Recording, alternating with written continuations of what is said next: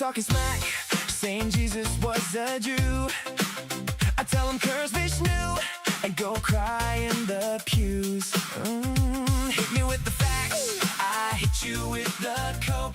Blonde hair, blue eyes, that's my only hope. We've been the truth, but we bend it with love. For our ruddy rabbi Jesus, he is sent from above. If you don't worship my Jew, you're a Jew, you're a Jew.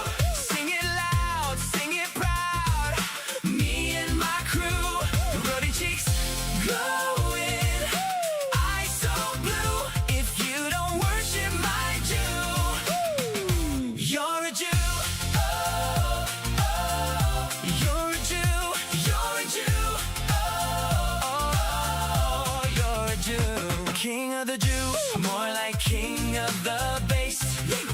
We rebranded him harder than a Hollywood face. Oh, they can quote the Bible, I just close my eyes. Picture him with fair skin under Judean skies. Oh, we bend the truth, but we bend it with love.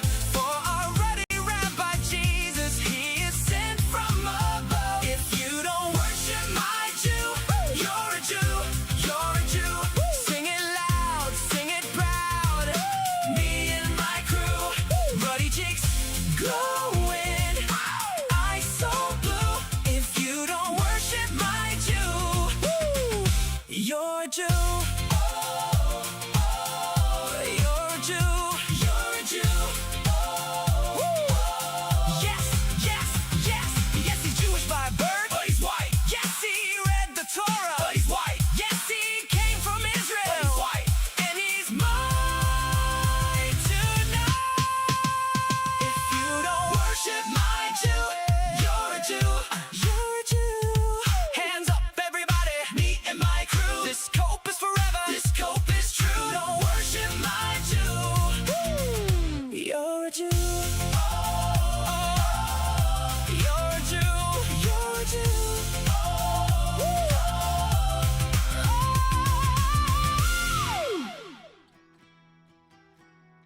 Wow, amazing. That was amazing. What a intro song. The new pop charts hit, If You Don't Worship My Jew, You're a Jew. From the Ruddy Boys, the new single, Christ is King. So much to cover today, guys. We got new Nagamati stuff to go over. Amalek is here, the Gospel of Truth.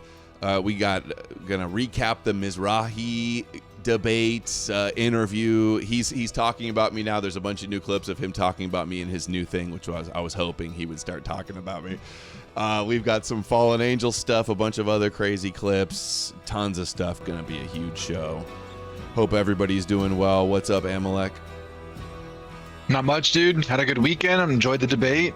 Had a good time watching it. I saw a little bit of the Odysee this weekend. That was fun. I think you're still going to see it, right? You haven't seen it yet? A little bit. What do you mean? You mean the whole thing? Yeah. I'm just saying, like, Okay. I was chilling a little bit, hanging out. Yeah, it was a big Got to, weekend. I've got the book club tonight. We're going over the biggest chapter, the best chapter, is the Suffering Messiah debate / debunking Bart Ehrman. That's going to be Well, in the private this stuff Zoom today that call we'll go tonight. over kind of debunks a lot of that too, huh? I don't know. Maybe the Suffering Messiah stuff. A little bit. It's related, but not like super directly or anything. Yeah, I am going to watch Mizrahi's Science in the Torah documentary on stream sometime soon. We'll do a review of that. Dude, that song, a new banger intro, outro song. Dude, Christian's down bad with stuff, with videos like that. Freaking amazing. I don't even know if I retweeted it or not. Maybe I quote. It doesn't tell you if you've quote tweeted before. So shout out the Ruddy Boys. I can't wait for some more songs like that. I think we should start with the Mizrachi stuff because it's most prevalent for the time. Nick Fuentes has responded to the call out as well of Mizrachi calling him out. So we got some Elaine Pagel's clips and Gospel of Truth stuff. So There's all these new clips of Mizrachi talking about me, but I think we got to do it in chronological order and show a couple of clips from the other night first. I suggest everybody check out, follow See Through It All or my Twitter and Amalek's Twitter, and you'll see all the clips, all the highlights in the clips. Because, all right, let's see. First one. Is Mizrachi worried about Jesus returning and the Christian prophecy unfolding? Are Jews actually scared of Jesus? Oh, muted. That once you all make Aliyah and then you rebuild the temple and you anoint the Moshiach, that are you worried at all? Like 1 to 100, how worried are you that then the Christian prophecies will be true and Jesus will return and cast you in the lake of fire if you don't believe in him?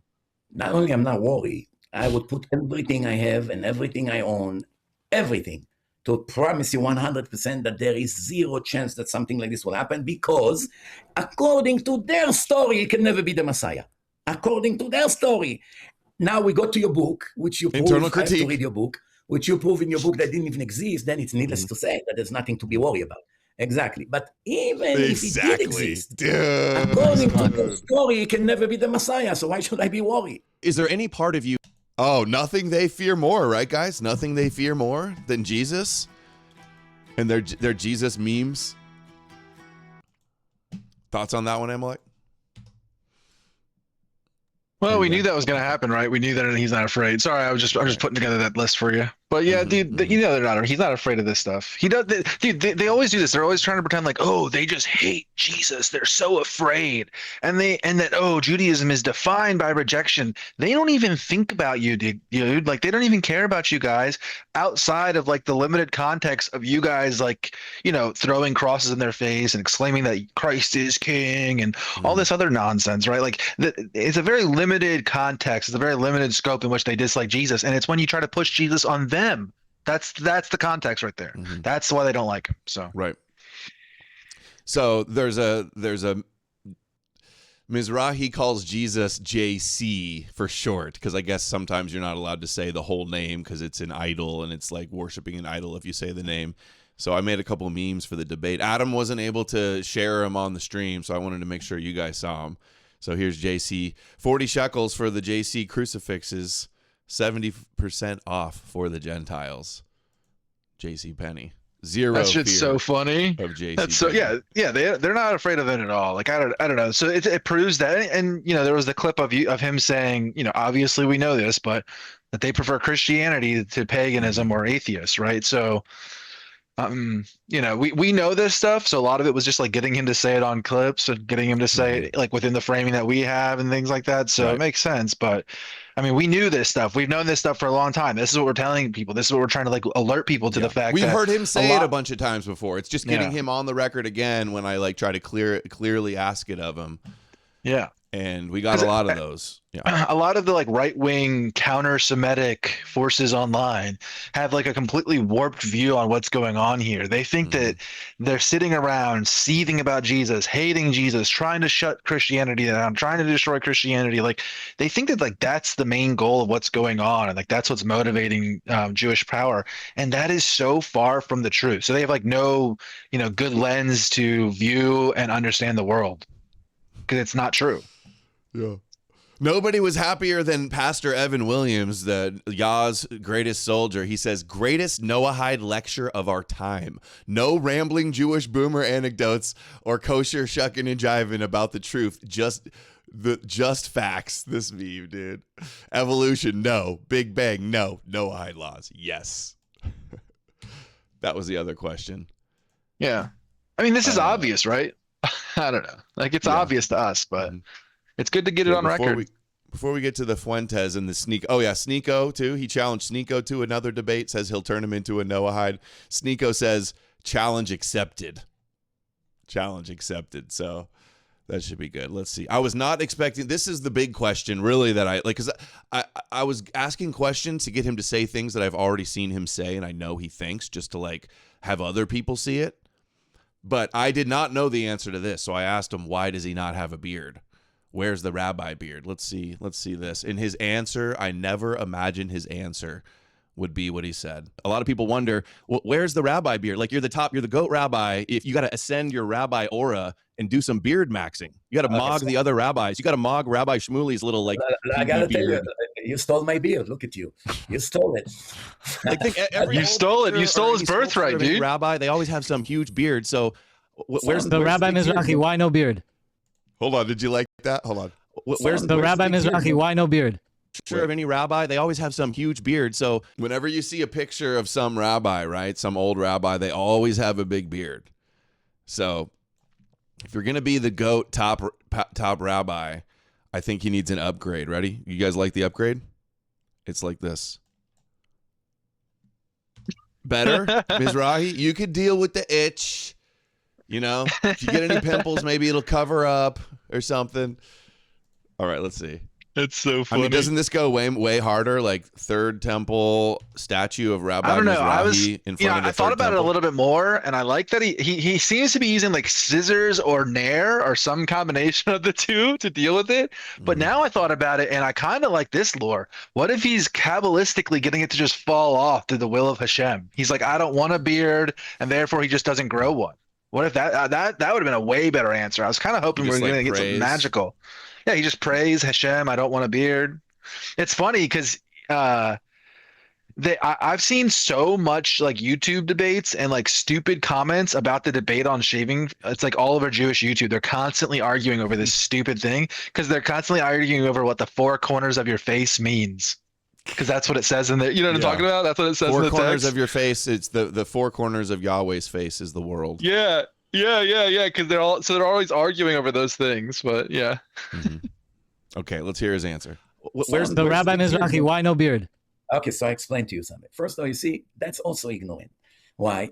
Because there's no place in the Torah that it says that you must have a beard. The Torah just forbid to shave the beard with a razor, to the roots of the beard, to shave it with a razor. Therefore, if So you do you want to pluck trim your it, beard? huh? You pluck You're it not like allowed- tweezers?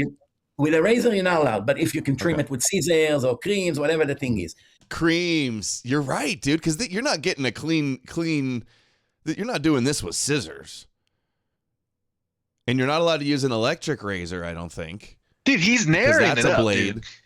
He's using He's Nair. using I didn't his think sh- you could use Nair on like thick, coarse No, facial you just gotta hair. mix it up with some shaving cream or some water and like dilute it down, and you just like put it on your face once a day, and like he's probably good to go. And then every once in a while, like touch it up with like a real maybe scissors or something like that. He's doing. I don't Now, know, some man. I people- think it's Hashem power. He's using Hashem powers. I've seen him with a little bit of a 5 o'clock shadow. It looks like it grows in everywhere. Wouldn't be Shmuley F. Yeah, doesn't Nair burn the hell out of your skin? too? Yeah, but pain is good. Pain is good for the. He doesn't even have like a red face. You think his face would be like burnt red from the Nair? Yeah, I don't He know, is man. He's a very weird guy. He's also Yeah. like part isn't he or not? What is he? Is he a Mizrahi Jew, right? Or is he's not Ashkenazi, right? Or is he He's half? not I can't remember. Ashkenazi, so Right. maybe Yeah. that. But every famous rabbi throughout history has always had a beard. I've never seen. Oh wait, Guyona? No. Isaac Luria? Did Isaac Luria have a beard? Anybody? That's no. Luria had a beard. I think there's some rabbi does come to. I'll ask ChatGPT. Who's a famous rabbi with no with a beard? razor, you're not allowed. But if you can trim Okay. it with scissors or creams, whatever the thing is. Now, some people prefer to have long beard. Some don't. I try to find the right word in English. If I have, as soon as the beard begins to grow, right away, I have very oily hair. I'm beginning to get non-stop pimples, one after the other. Non-stop. I have to wash my hair twice a day. It's very oily, greasy. Therefore, for me to have this, it's called in the Torah is Okay, tenis. that's a good answer. I'm the other way. See, if I shave my beard, I'll get ingrown hairs. So And that's not why to talk about that it's itching non-stop all day. I'm itching. That's that the goes reason. away. It Believe goes it or away. not, Rabbi, this was a big question of the Goyim. They really wanted to know. Dude, he's like. But there's no obligation. If there was an obligation in the Torah, that's it. You have to do it. But the Torah just Dude, Adam King is becoming more Jewish over time. It's actually crazy. I love how everybody else is wrong. Apparently, they all think that you can't shave. They're all wrong. Rabbi Mizrahi. They're all ignorant, like Rabbi said. Okay. So in the old days, everyone had beards because that was the way of the world. Even Gentiles, they all had beards. Gentiles had beards too. a lot of people wonder, where's Okay, all right. Yeah, the generational run may be beginning now, guys. You think the internet's ready for this one to drop? Ben Shapiro, let's make it happen, dude. What's wrong? What are you afraid of, Ben Shapiro? No, everybody was like, no way, that he would never do this. You're right. He promotes Christianity. He works with a ton of Christians. He promotes Christianity. It's not in his interest to say that Jesus is a Jewish myth that was meant to conquer the Gentiles, obviously. So Yeah, I don't think he would ever do something like that. it's fake. But hopefully this talk with the rabbi will Actually, get other people interested in talking. You know, I say he would never do that, but also he is totally out of touch. He's doing like 10 years ago talking points about like Obama and liberalism and communism on his Twitter. He's like complaining that, oh, you guys are taking points from Obama. You sound like Obama, as if like that is relevant at all. So there's like a world where he's got such hubris that he thinks he's going to have somebody like you on or have you on to debate something like that, to like do like clown on you, but like and just sit there and do Bart Ehrman the whole time. Right? Like that's literally what he would do, right? Mm-hmm. Which, you know, this we've is so responded to funny. a million times too. That's no big Yeah. deal. That's easy work. Yeah, it's easy. Yep. All right, guys, I forgot. I just got the powerchat.live/knowmorenews turned on. Have your comment read on the screen. That's linked in the live chat on Rumble and in the description below. Every dollar helps. Da Vinci now Thank sent you, $50. Da Vinci. Great debate.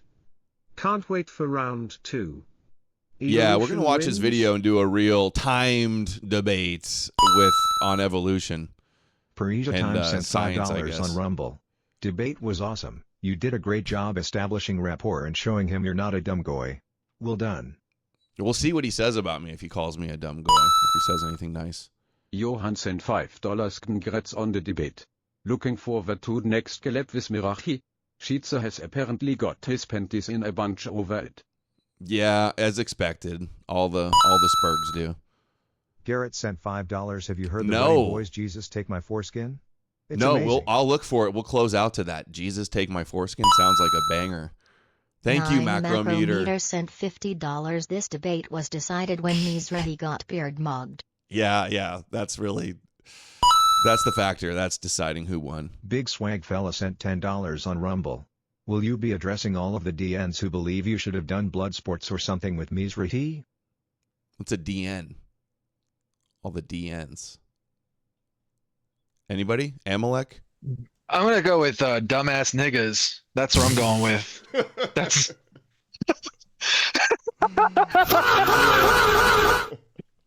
yeah. I mean, that's what Wow. it is. Is that really Yeah. what it is? I mean, I don't know, but that's Yeah. what I'm gonna go ahead and that's how I'm gonna tribute those people that think that. So yeah. Yeah. Did they were they expecting a chimp out or something? Like I said, Yeah. the Torah's fake, your God's fake, your prophecies are fake.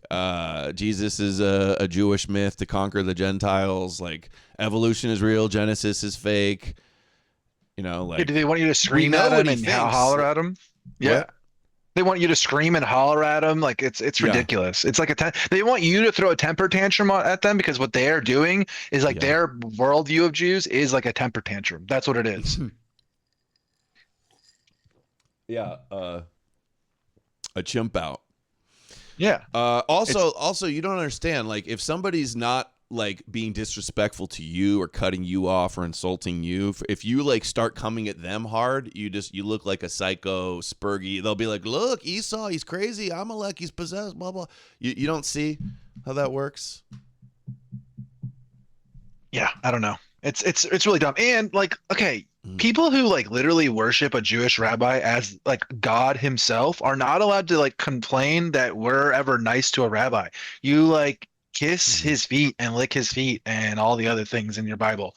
So like, Well, this you know, person's not even trolling. He's just asking, like, what do you have to say? Yeah, no, I know they're Address not, that, but which there's is a ton fine, of yeah. people that have been like that. Yeah, that's what I would just say is to those people who are saying that, like most of those people are Christian and they're not allowed to speak at all. Like if a non-Christian person has that perspective, I can almost understand it, but like we got a bunch of good stuff there and there's like no reason to be disrespectful like that. I don't think it helps us. It's not a good look. It doesn't make us look good. Like you guys, when we had like that Rabini in the space the one time, everyone's like, why are you being so nice to him? Why are you not screaming at him? And it's like, dude, you guys, what shows strength more? The way that rabbi sat back and laughed and said, "Oh, I'm not worried about you guys. Oh, you think that, you think the whites are the real Jews? Oh, go ahead and think that. Oh, go ahead and follow the Torah." Like that doesn't scare anybody. Like that's not confidence. You're actually projecting weakness when you do that, when you act that way.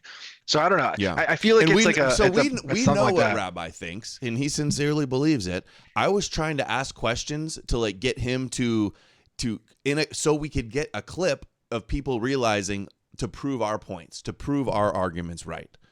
That was the angle. Not to debunk. Although I said it's a made up myth. There was no Moses in Mount Sinai.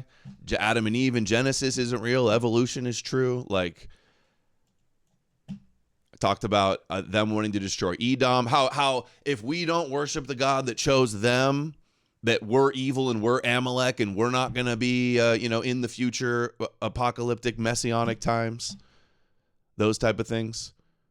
It's like I was trying to ask him questions to prod him, to get him to say things that I've already heard him say, to get on the record for people to see. Like I go, hey, would you prefer, is it easier to get Noahides out of Christians or atheists or pagans, right? They're obvious, simple questions that we all know the answer to, and anybody with common sense would see. I'm getting him to do it to prove to the haters and the copers online. That's the angle. That was the angle in that one. KD Hanzo sent $5. Despite the ridiculous religion, he is very likable and hopefully you can talk to him again. He's a true believer. He's not lying about what he believes. Yeah. That's the thing. Yeah. People can slow and steady people like wins genuine the race, guys. Maybe not chimping out and spurging out and have him rage quitting or never talking to me again, and then other people see how I acted and nobody else wants to talk to me again. All right, there's a reason that it's all anonymous, faceless nobodies that are complaining, and you're the ones complaining in the chat, and I'm the one with the number one rabbi on the internet in the hot seat. Okay. Yeah. Maybe I'll go a lot harder on him in another time debate where we're arguing. Yeah. I was trying to get him clipped up, proving our arguments right. That was the main agenda. And if I'm going to ask, I had all the questions. It was hardly a debate. It was more like an interview to get him to go on the record saying the things that I wanted people to know about what he thinks. That was the agenda. So you ask a question, and then as a rabbi that talks all day for hours and hours at the pulpit and is always giving yeshiva lectures, he gets into story mode and rabbi mode and takes forever to get to the point and tell a story. And I ended up actually eventually cutting him off every single time, and then like cutting off the story so I don't even get to hear the end of the point he was trying to make to try to bring him back. But it was great. Huge shout out to Adam King for setting that up, and he stayed out of it. He didn't interject too much. He let me direct it with the questions. Super based, guys. This is and one thing too, one thing that I've noticed is this is like a psychological problem with the right wing in general, and you're seeing it play out with the Odysee. The right wing has an issue where people in this sphere have an issue where instead of like you see a problem, you don't like the culture, you don't like a religion, you don't like something, and the initial reaction is to like run away from it, shun it, don't engage with it, don't platform it, and things like this. That is the opposite of what you should be doing. If you are confident in what your views are and what your identity is and things like that, you should be running at that critique. You should be running and engaging with that material. Like the Odysee has a bunch of issues. I would fully admit that, and I totally agree with that. But to sit there and like doing and like shutting out on Twitter like so many people are, you're missing the point. You can't to critique a culture from the outside, running out back to the woods or returning to the land or going out and just like trying to shun the issue and get away from it doesn't help. It doesn't actually fix the problem. Neither does like shutting out or freaking out on and said my time with you is limited and I would like to ask you some rapid fire questions with 30 seconds to 60-second answers. The whole thing would have gone better. JMHO. No, maybe that would have been better. But you don't know. I'm like, okay, he's cooking. Rabbi's cooking. Let's see where he goes with this, because this is what we always do. He cooks, and we're like, whoa, did you just hear what he said? So you have to give him a chance to like speak. You guys aren't there to hear me speak. You've heard me speak a million times. We know what I think. It's we got the GOAT rabbi to answer the questions. I want to use, and that's the other thing too. I should have asked how much time we had. So it's like it's hitting 45 minutes, and I'm like, is he gonna like leave in 15 minutes? If that would have happened, I would have cut off a whole lot more. But then when he's like, okay, another half hour, it's like, okay, I still have time to get the rest of my questions in, which I did. I had notes of points I wanted to bring up. I thought of the days before, and I got to all of them. he was there for 2.5 hours. So even though we talked a lot, I still got to cover a lot of the ground that I wanted to get into for this stream.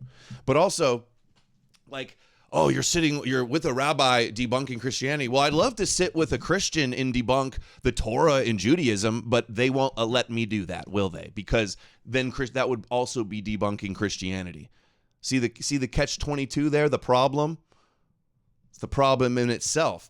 I can be with the rabbi and say, yeah, the Jews made up the New Testament, but I can't sit with the Christian and say the Old Testament is fairy tales and not real. They won't allow it, and that's the problem.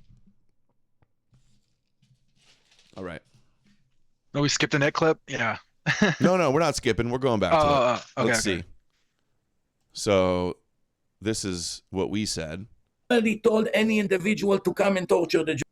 Nobody told any individual to come and torture the Jews. Once they choose to do it, they will deal with the horrible consequences of their action. So therefore, now it's an opportunity for a lot of Gentiles that they can repent, include Nick Fuentes and Megyn Kelly and Tucker and the rest of the anti-Semite people.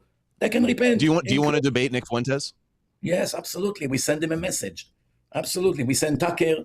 We send Nick Fuentes. We send a few other people. What do you think, Adam? Do you think that they're gonna? What do you think Nick's gonna do? You think he's just gonna ignore it and pretend it's Dude, if Mizrachi's on Tucker, it's gonna be hilarious. He doesn't. I don't think he likes to do theological debates. So maybe Alex Jones. I don't think he likes. So by me saying, "Will you debate Nick?" This ended up meaning Nick talked about it, and I got the ball rolling.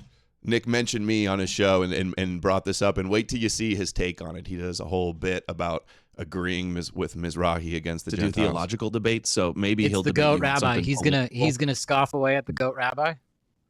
I don't know. What kind of debate Shmuley he tried does to like? debate him. He scoffed away at Shmuley. Yeah, there we go. I said it. Shmuley, he backed away. Right. To debate him. What kind of debates he does like? Did he have any debates with anyone? He's had Like two political. debates with me. Yeah, maybe he'll talk about like Zionist influence in America or something. I'm not sure. I have no idea. I also said right after this, I said, he'll probably just be like, you killed God and you're the synagogue of Satan. But then I thought about it, and I remember he got a super chat, somebody saying something about them being synagogue of Satan. He said, that's wrong. That's dumb. So. Well, he used to say it, but he's corrected himself since. Yeah. Way back when. Mm-hmm. Mm-hmm. You know, so this now Rabbi here's Nick's Mizrachi. response. You know, this Rabbi Mizrachi, he's this Orthodox Jew from Israel. He was on Matan Evans, and he did a thing with Sneeko recently, and I saw he called me out on Adam Green. He said, I'd like to debate him. And I want to say, I don't even know what we're going to debate about anymore, man. I think I agree with you on everything now. I think Rabbi Mizrachi was right about literally everything. When Rabbi Mizrachi says that... You agree with him on everything? So you agree Jesus is a Midrashic myth? Like you guys realize that, right? Mizrachi agreed. He goes, yeah, it's a Jewish myth, mystical Midrashic myth, fake fulfillment of prophecies, and everybody has to acknowledge the people that actually invented it were Jews. So there you go. 6 billion goyim need to be put to death and go to hell. I'm like, I feel like that's the moderate position right now. That almost sounds like too moderate. You got anything else? Are there any Jews that are more extreme than that? Is that the best you got? Surely there's an Orthodox rabbi that's even more extreme, because I'm getting to the point. Handsome Truth sent $5. I wish you would have asked about 8th of Teves and got him to fess up more on Christian hoax. Isn't it the 9th of Tevet, guys? Close enough. Close enough. Yeah, I did bring up Total Yeshu, and I was like, do you think that's the original origin of Christianity? And he said no, but his reason was because it's not following the commandments. But I would say, yeah, that's the point though. They made it not, they twisted it and polluted it and then sold it to the Gentiles. So that doesn't even debunk it. Are you saying your Jewish version of Jesus is like a lie, a wrong version? Also, that's what that would imply. But yeah, I should have been like, well, what about the fast for Simon Peter on the 9th of Tevet? You're right. I had that in my mind and I wanted to say it, and he probably talked for so long and it slipped my mind. That's actually what happened. But yeah, that is a good one. Next time, if there's a next time now, which it seems like he's willing to do, I could press that focus on that a little harder also. Mm-hmm. I didn't even push back on him on the evolution and cells and a painting needing a painter and the glasses being, an explosion and a watch. Oh, being and on cells the are just so complex. He said he was doing like J diarisms the whole time. Also, it's like everybody's seen the debate on is the Bible real or not with a million people, like Christians and Christian apologetics. That debate's happened a million times. Like, is Genesis real? Did the Bible really happen and stuff? I don't want to just do that same debate with the rabbi. I wanted to get in the specific niche issues that I'm interested in and focused on. Also, I saw somebody saying while it was going on, like, oh, why aren't you bringing up the oral circumcision? It's like, dude, he doesn't follow that rule. He's said things out against that rule, that specifically, okay? So why would you give him a layup like that? It shows that the people that are asking that question have like a warped view of like a critique of Judaism. If you think like their practice of oral circumcision is even in like the top things that we should be leading with or bringing up, you're like missing the point, and it would just give him a layup. He would easily be able to say, oh yeah, I don't do that. I don't think that's not what the Torah says. Those people are not, they're wrong. They're reading the Torah wrong. That, okay. And again, that's an issue that has been brought up and lots of people are aware of. Yeah. Not my focus. Not my focus of the unique stuff we're doing. I'm just shooting right past that. A couple of years ago, I would have said, this is outrageous. I can't believe these Jews want to kill all the Goyim. They think we're all going to hell. Now I'm like, this guy's the moderate. Where's the real Jews? Where are the real Jews that want to put all the Goyim? The 6 billion's not enough. Rabbi Mizrachi wants to kill all the Goyim except the Muslims. I'm like, where's the rabbi that just wants to put them all? He knows because Muslims are Noahide. Send them all to hell. Where's that guy? I'll debate Rabbi Mizrachi from the right. I'm going to say this. What is this guy? Some kind of liberal reform Jew? This is a Jew in name only. All the real Jews know that all Goyim need to die. That's where I'm at. That's where I'm at lately. It comes full circle like that, isn't it? That's how it always seems to go. So anyway, nah, that's a joke. I didn't mean that. I'm obviously kidding. That's totally a joke, and I don't feel that way at all. No, I don't know. That would be an interesting discussion. But like I said, this is so super meta. He keeps saying it's a joke, but then laughing like he really means it. He's like, these people really are stupid and like it's really don't want to hear the truth and want to be stupid slaves. Yeah. Mm-hmm. If there's one thing we've learned in the last 2 years is that the people that are in this sphere are retarded, basically. Like most of the people. No offense. Yeah, there's a reason we have this soundbite on the soundboard from Mizrachi. Of course. I always wonder how dumb this Goyim sometimes can be.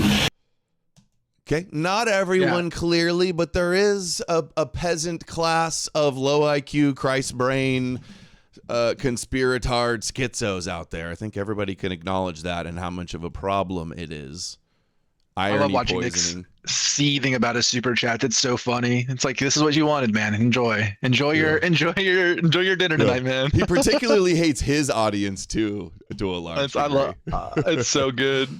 Said, my heart just wouldn't be in it. I'm going to represent the Goyim. And I'm going to say what? No, don't kill us. Don't kill all the Goyim. No, don't kill all the Goyim. They deserve to live. They're not animals. They're human beings too. I mean, we're human beings too. My heart just wouldn't be in it. I can't. Some idiot was like, did Nick just admit he's Jewish? I put that in the chat. Slip that he's Jewish? I put those 2 reactions in the chat just now too, so you can bring that up.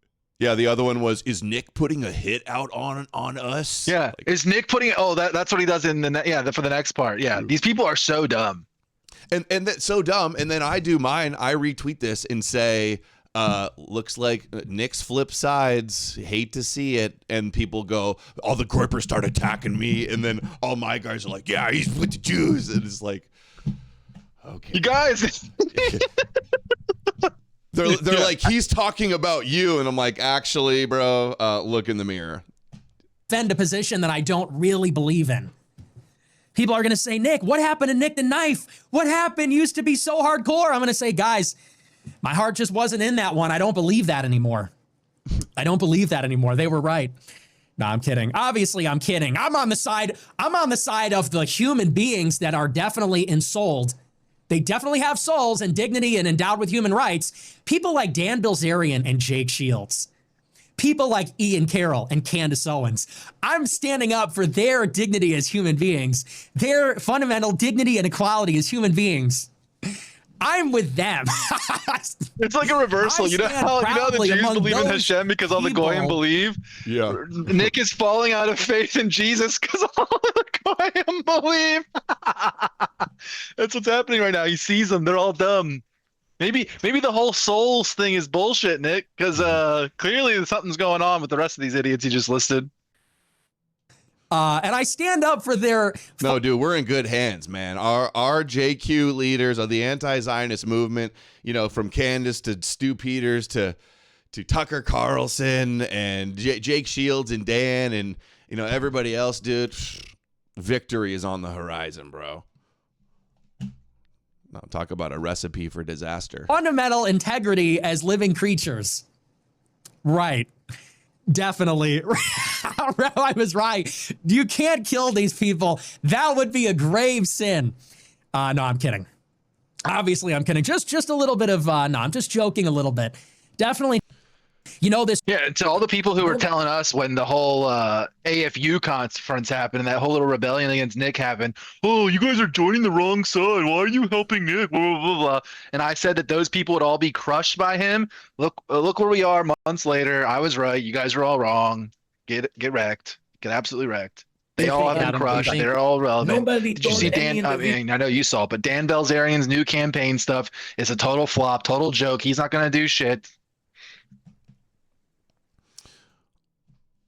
Okay, here's Mizrachi talking about Sneeko, also saying he'll turn Sneeko into a Noahide. The Noahide. He loves the toy. Like Sneeko the monkey, right? Yeah, Sneeko. and Sneeko now. You see, I again, what I say triggered the clips that got posted, all of their big clip accounts, and everybody is sharing this. It's getting seen tens of thousands of times. Now Sneeko is on there responding. I knew what I was instigating. Like Sneeko the monkey, right? Yeah, Sneeko. And Sneeko now became Muslim, so it's not an atheist. No, he's a good anymore. Noahide. He loves the Torah. He thinks God gave you the Torah, and he wants to be Jewish. He's a wannabe Jew, right? I promise you one thing. If I sit with Sneeko one-on-one without all the noise and the attention that he likes online, one-on-one for 3 hours, I promise you that after that, he will not waste another minute on the nonsense, on Islam, on Muhammad, and Occupy New York, and Israel, and free Palestine. Adam can't really believe what he's saying. Wow. Max. Wallahi. Wallahi. Sneeko, go do it. Sneeko, go do it. He responded, challenge accepted. You know, I said Noahide Sneeko. Dawson made me laugh. He said, he might. Kid is easy to manipulate. I know, seriously. He converted to Islam because of Andrew Tate. Yeah. That's what everybody says. And now he's in jail for rape again. Yeah, after watching Mizrachi's debate, I think that he actually could be right. He could do that to Sneeko. He totally could manipulate him. Dude, Sneeko's Noahide arc is coming. It's complete. It's already there. All right. Now, I don't know if I said it on stream in the debate prep or I said it to you, Amalek, but didn't I say, I'm like, I hope Rabbi Mizrachi starts talking about me on his streams now after this? Yeah, that's funny. Boom. We got clip after clip of him, the famous guy on social media, he calls me. I have not watched these yet, so we're watching them for the first time. Mizrachi's post-debate I don't know if you watched my debate live yesterday. I had a debate with Adam Green, the famous guy on social media. And I explained to him that no matter what the Nazis, the neo-Nazis in America, Tucker and Candice and Megan and all the other Nazis that spreading propaganda against the Jews here in America. Yeah, FYI, he calls anybody that's anti-Jew is just, he calls a Nazi pretty much. Well, he said Iran is more anti-Semitic than Nazi Germany, and I don't think that's true, guys. I don't know. Maybe he's that sounds a little made up. Yeah. Whatever they do, this is God's way to wake up the Jewish people to repent. But they should know that they will be severely punished for what they're doing to the Jewish people. So how does it work? If God wanted us to be hunted by these Nazis, that they should scare us, that we should all repent, and we will have a share to the world to come. If that's the case, why God is angry about what they say? It's a part of the plan, no? He wants to shake us up. He wants us to live. Good question. In fact, we kind of talked about that, and I wanted to ask it that way, and now he's just doing it himself. That's crazy.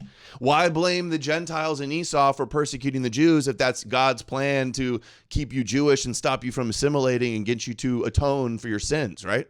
Why blame us for it? So it's interesting. In fear. He wants us to repent. He wants us to pray. He wants us to fix our sins, whatever we do. So if he nominated some goyim to warn us and to scare us or to attack us, verbally, physically, whatever the case may be, why they should be punished? Why Pharaoh and the Egyptians had to be punished? Why the Nazis have to be punished? It was a divine plan that the Jewish people will pay for their sin. The answer is, when Hashem decided that the Jews will go to the land of Egypt, which was the biggest empire in the world at that time, and they will turn them to slaves one day, he did not write which Egyptian has to do it. That's open for the free will. He just said that Egypt will torture us as a nation. Who is coming to beat up the Jew with a whip? Who is coming to take Jewish babies and throw them into the water, into the Niles? That was not written. So every guy in Egypt had the right to stay away from it and to pray for the safety of the Jewish nation and not participate in their genocide, or he runs to do it with happiness. It will happen one way or the other, but no one told you have to be the terrorists that come to kill the Jews. What happens if all the nations will not agree to kill them? Then Hashem will kill them in a different way, or will torture them in a different way. First, he makes the evil inclination. The Satan instigate that all the Nazis come out of their holes, like the mice. They're all coming out of the hole, looking for something to butcher. They're all coming, and they all give confidence to each other, and one is cursing the Jews, and right away you have another copycat, and another one imitates him, and they imitate them. Every 5 minutes you have a new Nazi. So this is their understanding. Think of it. Well, from their view, the low IQ, violent, peasant anti-Semitism, that's like a trap that the Gentiles fall into, and then they end up getting crushed by Hashem, or the Jews, for that. That's what's playing out. So when you see, the usual suspects doing their synagogue of Satan or their Khazar or their drinking baby blood or you kill Jesus stuff, that's like you failing the test, giving them, playing the villain in their story, and then you're going to ultimately, get crushed by it. Don't you think so? Playing a villain in a story where the ending of the story is that the villain loses is not a good idea, guys. It's actually not a strategy for winning. That's actually a strategy for guaranteed failure. Mm-hmm. For spreading propaganda. And mind you, since all the haters like to plug their ears and not understand the nuance, I'm not saying all criticism of Jews is low IQ. No, there's legit criticism, and then there's made up fake stuff that's retarded, that's easily debunkable, that loses, that hands them W's, that discredits you. So I hate when people try to pretend like they don't understand the nuance between legitimate criticisms, how those are good, and illegitimate criticisms, how those are counterproductive. How does people thinking that the earth is flat and that Jews have been covering it up with their space lasers, how does that help us in any way, guys? Can you just answer that? The people who think that there's no such thing as low IQ anti-Semitism, can you please just answer that question for me? How does them believing in Khazar, black magic, magician, blood magic, wizards who are controlling the flat earth with their space lasers, how does that help us in any way? I'm curious on your answer to that for those people. Against the Jews, but they don't even understand what's coming for them. As soon as they'll be in the hand of God, they're going to be thousands of years in the worst possible suffering in hell, every one of them. I'm not trying to take the L and go down with these morons, right? Who would? Who would want to team up with the biggest idiot grifter newbies that get everything wrong and hand Jews W's on a daily basis? Who would want to side with them and go down with that? Yeah, I want smart people. I don't want absolute retarded peasants. Yeah. If they would know that, believe me, they'll never dare to say one word against the chosen people. Not one word. And I told him yesterday in a debate, God said to Abraham, everyone who will help and respect and bless your children will be blessed by me. Everyone who will torture your children and give them a hard time. He told me as if I've never heard that one before. I like when he says it and I dropped the verse. It's the Torah commandments. Well, he sings it too. You see how he sings it? Yeah. Good one. Yeah. Thanks for telling me that one, Rabbi. I need to be reminded. I always forget that the one. chosen people. Now, one word. And I told him yesterday in a debate, I told him, God said to Abraham, everyone who will help and respect and bless your children will be blessed by me. Everyone who will torture your children and give them hard time and curse them will be cursed by me. So if you're a smart Gentile, what's the first thing you do? You never say one bad word against the nation of Israel. Definitely not against the people that learn Torah and the big rabbis, because you mess up your future. You're gonna pay big time for that. Oh, I wonder where getting canceled for talking shit on Jewish power. I wonder where that comes from, guys. I can't imagine. That's great. Yeah, people. People just like you and me. Oh man. It's like that verse. It's like a mob boss going, "We could do this the easy way or the hard way, Goyim. You want to be our slaves and Esau and serve us, or you want to be Amalek and get destroyed if you oppose us in any way?" That's kind of what that verse. Yeah, would be a shame if this window broke, huh? Oh, you wouldn't want to see your property destroyed or anything. Taking on all Nazi challengers, and mind you, if you watch his things, he's talking about anytime he talks about anybody that's like criticizes Jews at all, he calls Nazi. Can you call Candace Owens a Nazi? Yesterday in my live debate with Adam Green, I say I'm willing to debate everyone. Dude, hold on. Remember how in the debate he's like, "Did you see my debate with the Christian?" And I'm like, "Well, I think I've seen it a long time ago, some of it, but I've seen you mention it a lot." He always talks about his big famous debate he had with the Christian guy that he turned into a Noahide. I hope he talks about his debate with me like for decades on in the future, like that one. It's like the guy who's like talking about his high school football game still when he's like 30 and 40. That's what he's still doing. Yeah. Dude, I want to have my name on the lips of all the rabbis talking Yesterday about in my live debate with Adam Green, I say I'm willing to debate. Do you know who I am? I don't know how to put this, but I'm kind of a big deal. People Rabbis know me. I'm very happy for you. Rabbis know me, guys. That's how you know you made it. I'm willing to debate every one of these Nazis. We send a message to Tucker Carlson. Yeah, the name Adam Green will be echoing thus forth throughout the synagogue walls for here on out on the generational run. But of course, he's afraid because he knows it's going to be the end of him. Wait, what? I'm afraid.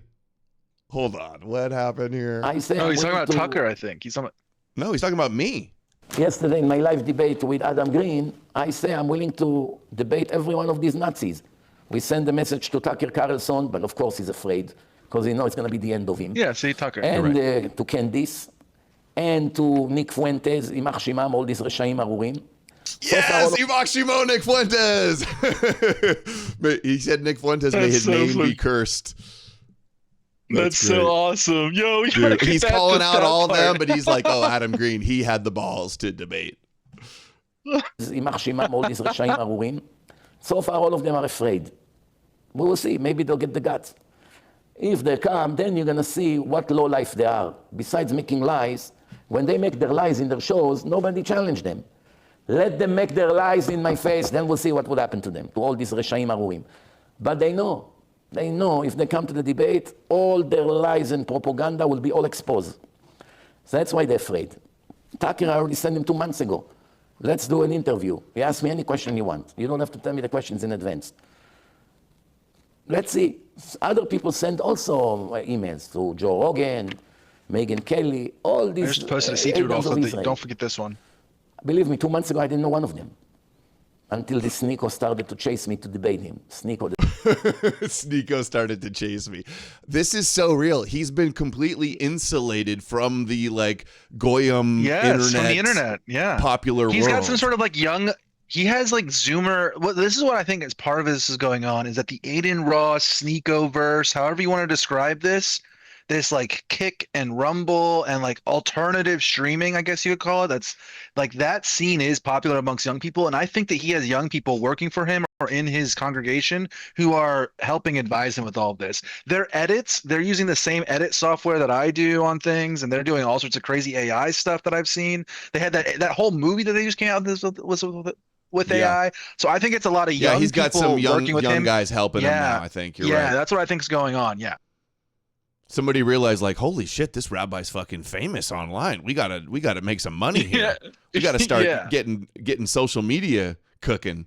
That's what's happening. Yeah. The snake. He's got some young yid over there working Sneeko for the him. snake.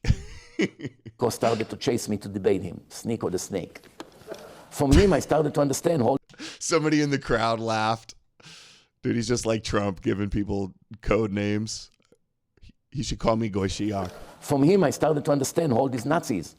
From time to time, I used to hear there's such Nazis online, how they talk against the Jews. I don't know how Jews are following these people on social media.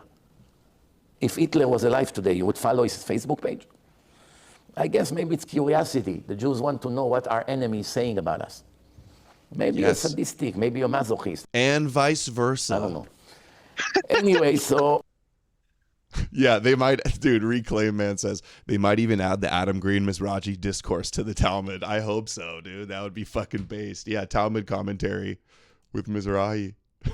That's so funny. Okay, Edom is all Europeans? it was very interesting. Edom, children of Esav, he asked me yesterday in a debate, this Adam Green, many times, what will be the end of Edom? Yes. He was very interested to know because he's one of their children of Edom. Uh-oh. And United States. Confirmed. Edom confirmed. Whoa. Shit just got real, guys. Dude, how real is this? It still feels like this is a dream now. Rabbi Mizrahi talking about me. It was very interesting to know because he's one of their children. Edom Green, right. Edom Green prophecies are coming true. The end of Edom. It was very interested to know because he's one of their children of Edom. And United States are Edom. They came Shit, hold on. I zoomed in and it messed up. It muted. Fuck. out of Europe. They came out of Europe. Europe, it's all over Germany, all these areas, Italy, these all children of Esav, Greeks, all of them. Non-Jewish confirmed. Guys, it's official now. Mizrahi, son of Esau. The European Esau, the beautiful ones, as he said. Clip it. It is clipped. Oh, and saved. Dude, I need to make now. Remember how I had the other clips I was gonna take out of context that says like walking around like a goy, smoking weed, making fun of Hashem. I'm gonna clip that with this. Yeah, this needs to be. Yeah, yeah, for sure. Edit time. All these areas, Italy, these all children of Esav, Greeks, all of them are children of Esav. Oh, we got it. Asmongold is reacting to the clip of him of Nick talking about the thing. British. Oh, I thought it was me. Damn. No, it's Asmongold reacting to the Nick's talking about the Mizrahi thing with yeah. Dutch, Greeks, Italians. Those are all. This is United States. Later, they brought the blacks from Africa. The blacks are not from the children of Yefet. They are from the children of Ham. Right? And they're not Esav. They're not Edom. Edom, children of Esav. He asked me yesterday in a debate, this Adam Green, many times, what will be. That's so good. Add that to the Edom compilation now. Yeah, that was a good one. And short, too. I like how he got right to the point. Sorry for getting Mizrahi to talk about Edom some more, guys. How dare I? Sent $100. Yo, That was Boleslaw, let's absolutely go. epic. Adam, good job doing the debate. I missed. What does Rabbi say? Did he approve? Does he like you or dislike now? I don't think he hates me any more than just being an evil Amalek son of Esau. As far as an Amalek Esau anti-Semite goes, I think he kind of likes me. All right. Oh, there was one more you said too, right? That's the one that I think. Is the I think same it's one. the same. Yeah, it's the same one. Yeah. I thought. Yeah. Okay. I didn't realize you had it ready. Right. Oh, dude, there's so much stupid shit.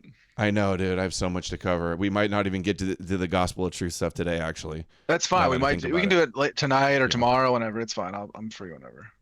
Okay, let's do some crazy stuff here. I need to be. Yeah, we need to do some of those funny clips because I sent you some funny clips that are just let's ridiculous. Do those. I need to lighten it up. Here we go. Here's from a new edit from John Garadas. Let's see this. So how are you going to oppose organized Jewry and Judaism? By believing in Rabbi Jesus and his second coming when he punishes all the nations and rules the world from Jerusalem. What? So how are you going to oppose organized Jewry and Makes Judaism? perfect sense. By believing in Rabbi Jesus and his second coming when he punishes all the nations and rules the world from Jerusalem. What? So how are you going to oppose organized Jewry and Judaism? Dude, the Grok has the Rock's voice down now. That's getting creepy. All right. How about this? Do we have a new King David? Is the Moshiach announced himself? Israeli President Herzog says he's a direct descendant of King David. What? Family lineage. Kobe sent $5. Next time ask him how I wound with all the scarches. Was it demons? Ha ha ha. Good to see you blowing up at him. I mean, I'm not blowing up. I don't even think I've gained one single follower on Twitter. we still have our 400 people watching live on Rumble. But maybe this is the start. Start little steps, baby steps in the right direction. That's all we can ask for. Shoot, I was going to say something. Can you tell us a little bit about your family history as it relates here? So my family lineage is amazing. I mean, usually people don't know much about all of their lineage. I have incredible privilege of knowing my family lineage all the way up to King David. Adam King says the same thing. All these Jews really believe it. They go like, oh, it's in the books, all the genealogies, all the lineage.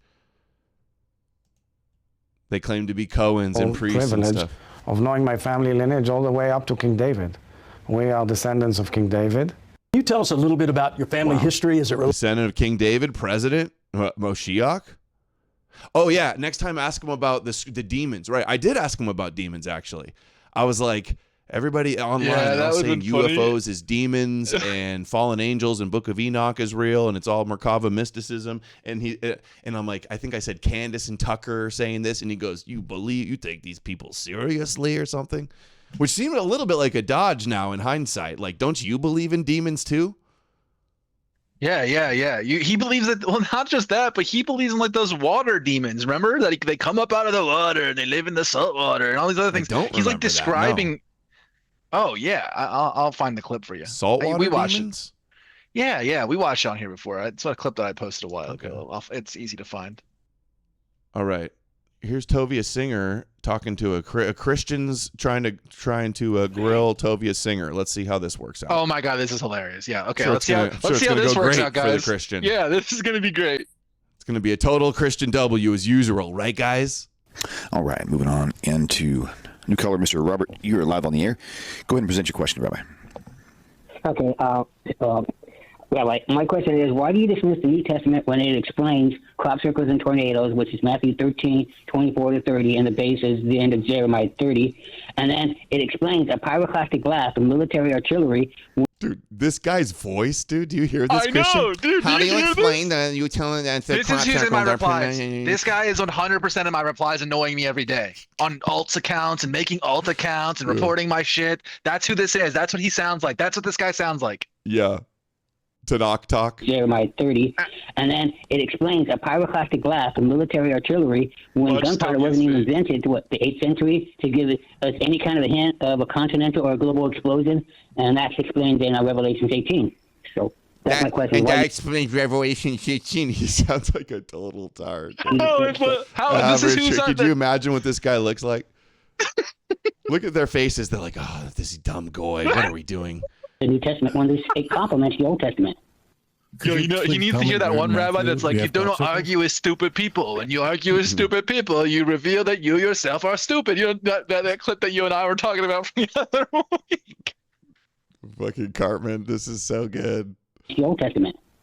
Could you please tell me where in Matthew we have crop circles? It's Matthew 13:24-30. It talked about the good field infiltrated by the bad seed. The angels asked, we want to pull up the bad ones, and he goes, no. In doing so, you will uproot the righteous ones. I am sorry. You're talking about, this is the parable of the weeds. The parable of the weeds comes from, this is actually, I can't even believe I didn't remember this. Parable of the weeds comes from the material that we were going to cover on the Gnostic stuff too. So when we do that, don't forget, guys, we probably won't have time for it today, but when we do cover the Gnostic stuff, he's talking about like mystical Jewish writings and sayings that are supposed to be like intelligent sayings that were written by like smart people from back in the day, and they're like little think tank essentially. Okay, he's quoting those as examples of future telling prophecy This is clown world beat. This is stupid. Yeah, This is to very think dumb. that's secretly about crop circles, that's fucking hilarious. And that's his proof. He's going to call Yeah, into the rabbi that's exactly, and drop the mic on the crop circles evidence. Yeah. If I was a Christian, I would not be leading with that as this is why it's true. That is so stupid. And what it reveals is that that's why they think it's true, right? Because of this like schizo logic, this circular logic. That's why they think this stuff is true. Mm-hmm. Hey, Rabbi, why don't you believe it? They predicted crop circles and nuclear missiles. Circles. Fucking I think stupid. And the question. rabbis do this too, by the way. Let's not forget that too. They all do the same thing. Well, Muslims too, similar stuff. Supernatural magical thinking leads to stuff like this. Wait, there's nothing there about crop circles. I thank you for your question, but you're reading stuff into text that's not there. I encourage anyone to, it's a parable. It's the parable of the weeds and the wheat. And it's the parable of the rest of this doesn't matter. Those, not similar to other parables. Me and you and know there's our nothing story. there about. He wrecks him. We got it. I just kept the whole clip in so people could see and learn what the parable of the actually is. And because what's funny is I had people pushing back on me saying, "Oh, so you don't? So what? You think just because the rabbi said it that it's not true? As if so? Do you think that the writers of the New Testament were predicting crop circles? Oh no, you don't. Then shut up. Like what the fuck, dude." Okay, checking in on the white Christian community. Let's see. Amalek wanted me to play this one. Oh, let's see what's going on in the E-Crusader spaces. I wonder how they've been going on. I haven't been around them for a while. Let's check in on them, guys. God will do things. Miracles happen, brother. I've said people in my life have seen miracles. Children's arms grow back. Children's arms grow back. Children's arms grow back. All right, just get the hell out of here. I got a goddamn thing. No way. Yeah, that's right, guys. Back. Children's arms. Yeah, grow E-Crusader back. spaces are talking about growing arms back. Dude, what are you, a Jew? You don't believe in magical Jesus regrowing arms? Yeah, you must be a Jew if you don't believe that arms are regrowing back. Well, these people believe in like X-Men. Guys, do you understand that? That is from X-Men. That is from like ancient Jewish mystical writings, the idea of growing limbs back and things like that. Growing limbs of the spirit back and things like that. Like, oh, you will be healed through this idea. Like this is like fantasy cartoon bullshit these people live in. And they treat it like it's reality. Remember, if you don't believe in the regrowing limb children, you're a Jew. Yeah. You're denying miracles, dude? You questioning my faith? You questioning my faith? I'm sure Johns Hopkins and all the other medical research institutes are really on to this Moshiach Christ limb regrowth method. I'm sure they know they're researching it right now. Yeah, source. I made it up. Proof. Yeah, dude. I saw. Listen, and what does that look like? When it grew back, did it grow back as like a baby arm, or was it a full adult arm? And then, like, how did that work? Did it just grow out as a baby arm and then it aged with the person like regularly? So like they had like a child's arm on one arm and the other limb was like their same age. Like, how did this work exactly? Source. Did it grow an aged arm? Trust me, bro. And the other thing is if there's something like that, guess what? If there's something like that with like limb regrowth, guess how we're going to achieve that and become like gods of our own bodies and medical understanding? It's through science and rationality. If there is going to be some sort of limb regrowth serum that we could take, it's going to be through science. If there's going to be some sort of like, oh, we're going to fix children whose arms who lose limbs, it's going to be through robotics and genetic engineering and CRISPR and advanced drugs and things like that. That's how it's going to be, not through your superstitious bullshit. So you are actually preventing what you're talking about there. You're actually hurting future children and preventing that sort of research and preventing that sort of thing with your worldview, your superstitious worldview, just to be clear. There's so little evidence that the Bible or Jesus is real that they have to make up supposed limbs regrowing. That's how desperate the measures are. Okay, checking in now. Let's see this Christian guy, how he does in this little debate with the Puerto Rican Jewess girl. Let's see, 4,000 likes. Looks like he's 400,000 views. Another Christian taking a L to the Jews. Let's see what happens here. Haven't even seen it yet. Jew. Goy. Wait, hold on. Jew. Are you on steroids? You're a Jew. It's superior Aryan genetics. You wouldn't understand you're a Jew. Why is your head so small? You wouldn't get it. You know, Your head you don't is so understand. small. You don't understand the superior Aryan genetics. You're a Jew. Goy. Jew. Wait, I'm genuinely. This is what some of the haters expected me to do with Mizrachi, apparently. Yeah, I was just going to This is what would have made the detractors happy. Yeah, look, I get it. People are like, oh, you got to be rude. You got to be mean to him. Guys, there is a tactical way to go about this. And the way that's going to have to be gone about is like basically like getting in and understanding the arguments and getting underneath their skin in a way, getting close to the whole idea of like deconstructing the Bible and like ripping it from their hands. And you're not going to do that by doing what this guy on the left is doing, by just screaming Jew at them enough. We're never going to win by doing that. There's never a victory that we just called them slurs.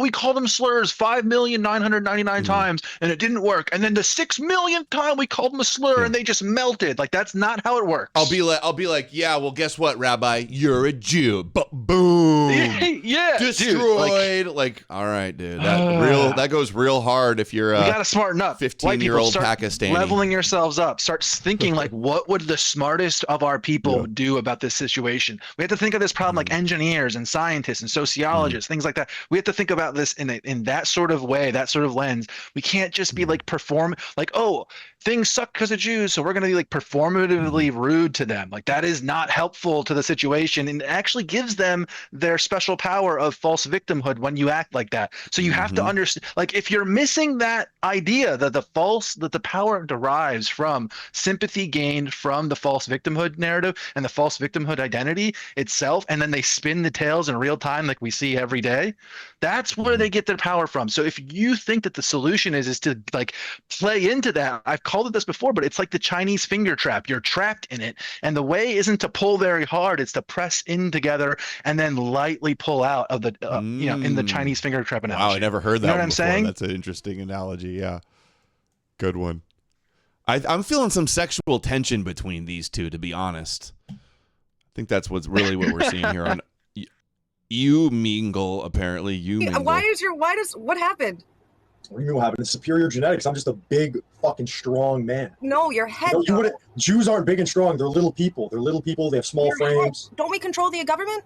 That's just what it is. I don't know what you do. I don't care what Jews do. I thought we control the world. We control the Jews government. are just really ugly people. I don't care if they control. I don't like. So I'm happy that Israel's Palestine, but I don't care. Jews are just ugly motherfuckers. Sure. They're just ugly ass people. They're so ugly looking. And they're so short, and they have such small frames. Wait, hold on. Did you just say he's happy that Jews are bombing Palestine? Yeah. So what is this angle? Fucking hell. Sorry. You're absolutely gorgeous. L genetics. Jew genetics. You're so gorgeous. I know. Right? I'm a great looking guy. I just can't stand the way Jews look sometimes. I'm German. What religion was she? I'm a German. Your ancestors don't like. Are you Jewish? What religion was she? Yes, I'm Jewish. You dumb. You're fuck. Jewish. Your ancestors. You dumb fuck. She's like, you stupid goy. This guy's Esau maxing hard right now. What religion was Jesus? Yeah, that's what I was saying when I watched it. I watched it and I was like, yo, this guy's kind of Esau maxing, and I don't think he's like realizes it. And it's funny, he's doing like a future version where he shaved off Esau's hair, I guess. He narrated it off. They like instinctively reach for the Jesus card every time.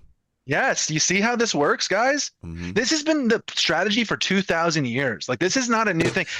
They do it by instinct. Like, I truly instinct. Like, she's not thinking about this.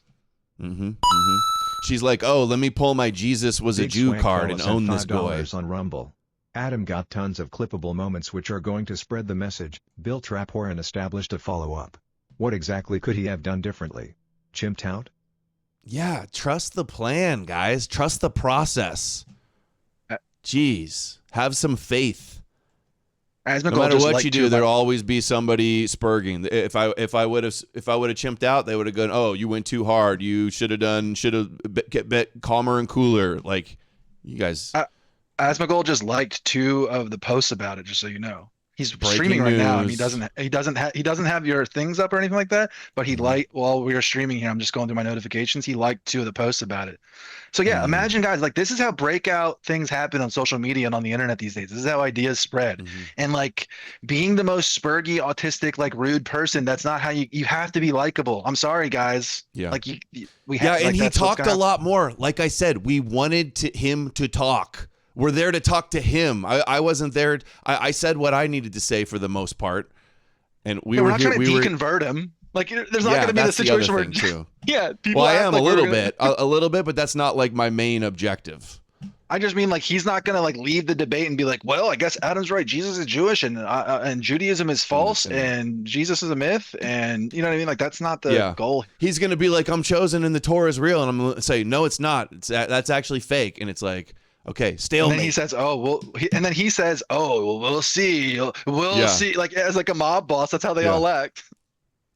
Yeah, I asked him. He said he has zero doubt that his prophecies are going to be. I found out too. We learned he wasn't raised religious. He didn't become a rabbi and start following Judaism until I think he said he was like in his 20s. AC says, "You straw man. You don't have to be rude to expose the bullshit of the Torah." Did I not say like all the scholars and archaeologists say there's no Exodus and the Torah is only 300 That's the second debate. That's BC? what they said. They said like that's outside the scope of what we're talking about. We'll talk about it later. Like that's the next part. I agree. We should basically nail him to this cross. You know, pun intended or metaphor intended. I guess there. We should do that. That is where we should get out with them. The problem that we have is that you and I we critique the New Testament largely, mostly because our people are following the New Testament, and it's very easy to debunk. It's one of the it's very easy. You can just learn a little bit. The only other thing I could have said was I could have gone more into like arguing for elephantine, but I just rather say the scholars agree. There's no evidence before going too deep. Moses and the other names aren't used until much later. Like Neil is talking about this mind endlessly. you, I didn't know how long it was. I didn't know he would end up staying for 2.5 hours. So I thought it was about to be over. So I'd rather talk about something else. And I saw people complaining. They're like, "Oh, you wasted time like doing a meme." It's like I made a funny meme that took like a minute to try to show out of 2 hours, and you're gonna complain about that? Yeah, you thought the whole thing was like you thought that it was gonna be ended for a whole hour and a half, guys. That looked like the stream was gonna end. So he was like trying to get things out, and like whatever. These people. I know what I'm doing, guys.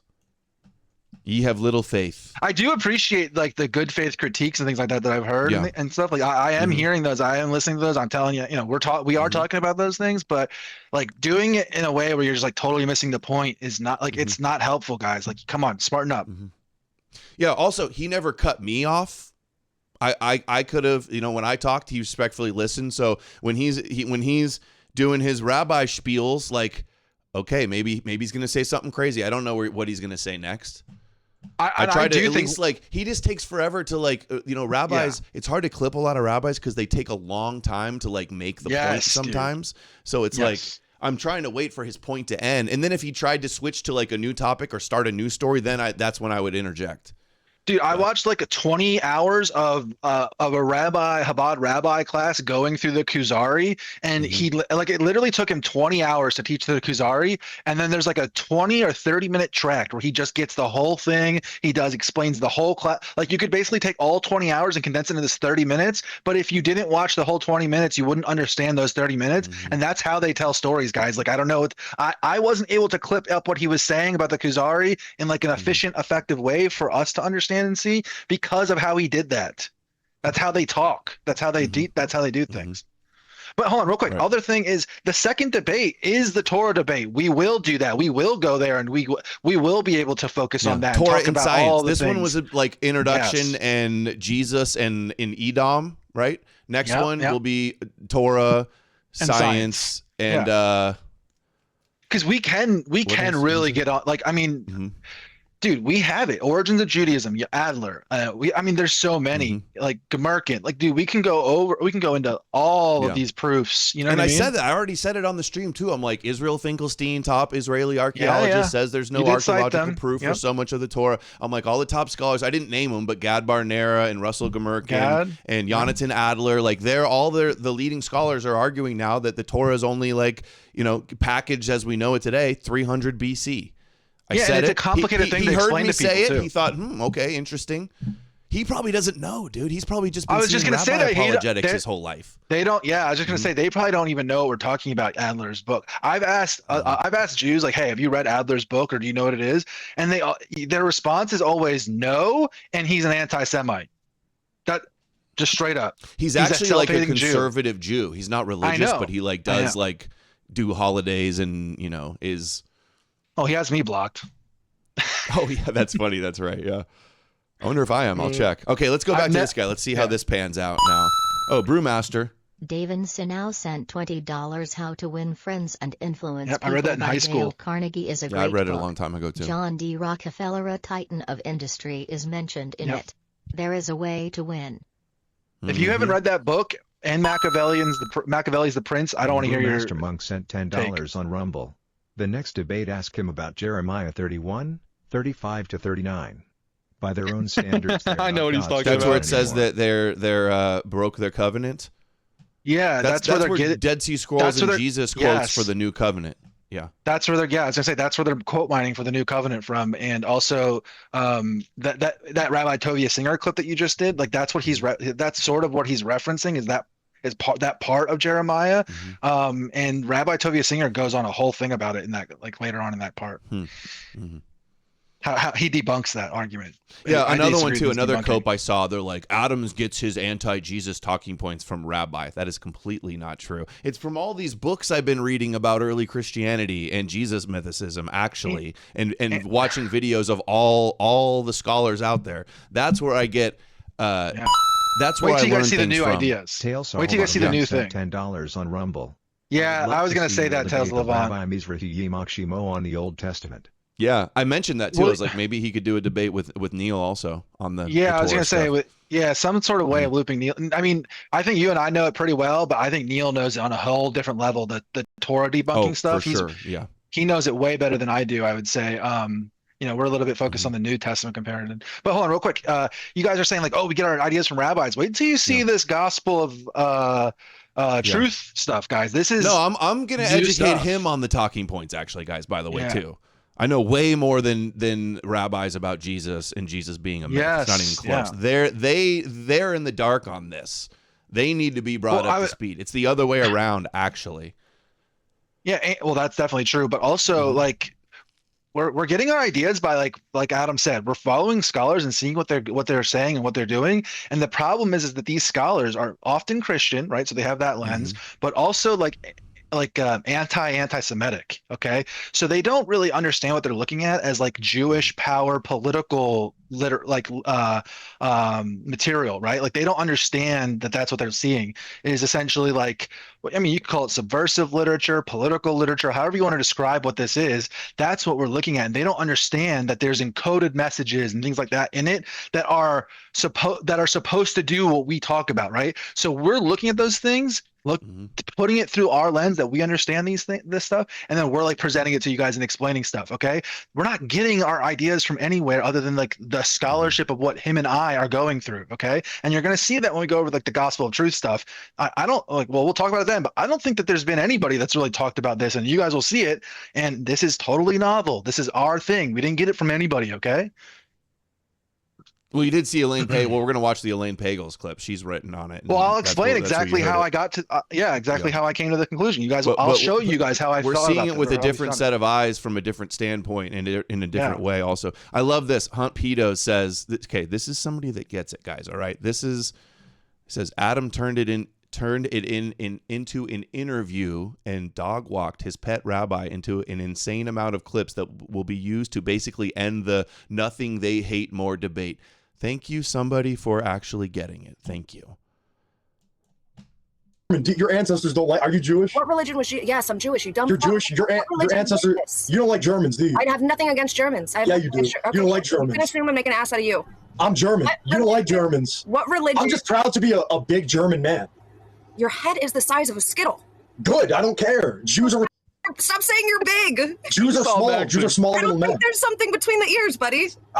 Dude, you know what's between which ears? I like Nick Fuentes more. Yeah, you like a gay Mexican, a gay retarded Mexican. He's a W. Why do you hate Mexicans? I have nothing. I'm Puerto Rican. I love beans and tortillas. Hates this right now. Just so I love this because I know that if Nick heard what that guy just said, his entire spine crinkled up and he just curled up in his chair and he hates what he just heard. This guy is not a good look. So. Enjoy your people. Dude, if this gets clipped and Nick sees it, there'll be a crash out on this guy. Probably. I eat Chipotle all the time. That's how. Yeah, I know you're a woman. This is how this works. There's no brain between the ears. Women answer the questions. I'm a woman here in front of you. Have I yet to answer your question? You haven't answered it. Why do Jews have those funny little haircuts? If you want to know the answer, you can tell me what religion. Tell me the question. What religion was Jesus? Answer mine first. Answer my question. I'm not gonna. That's not how this works. Exactly, because you know the haircuts. All right, I'll answer your question. At least if you admit that haircut is what the Jews get with the little things down the side. You indeed. Can you at least admit that's not a good look? You indeed are I think. Can you admit that that's not a good look? I think you'd have a much better life if you just lived your life with your mouth shut. What religion was Jesus? Can you admit that that look is just not good? What religion was Jesus? Answer the question. What religion was Jesus? Jew. I feel like Alex Jones. He's so and you Jew. I love Alex Jones. Do you love Alex Jones? Darka Muhammad Jihad. That I'll give him that. That shit was hilarious with Sneeko. That was the one. Salam alaikum. Marry my cousin. Yes. She has a Palestine flag too. All right. Good job. I love how he refused to admit Jesus is Jewish. Jew. Yeah, I don't know what to do. I mean, there's like a contingency of groypers who just will not do that. You know what I mean? They still, even though Nick does. It's very interesting or strange, I guess. Okay, we got 40 minutes to 2 hours. Let's do the gospel of truth stuff. Wait, I kind of want to cover this real quick too. Yeah, do this. I didn't get the chance to read this. Right, me neither, and I've been dying to forever. So we're getting into like a scholarship section, so we can introduce it, ease into it with this one. The Savior Complex, the Jesus Apologists, how Bart Ehrman's "Love Thy Stranger" protects his image. Yeah, Bart Ehrman is in the Jesus business, shilling Jesus. And they go, the radical skeptic, blah, blah. You mean the lifelong Christian Zionist that still works at a religious university and shills pro-Jesus books? Bart Ehrman's new book reveals how far critical Jesus studies still have to go and how much even skeptical scholarship continues to polish his story. Look at all the... Okay. We're going to play it, Elaine.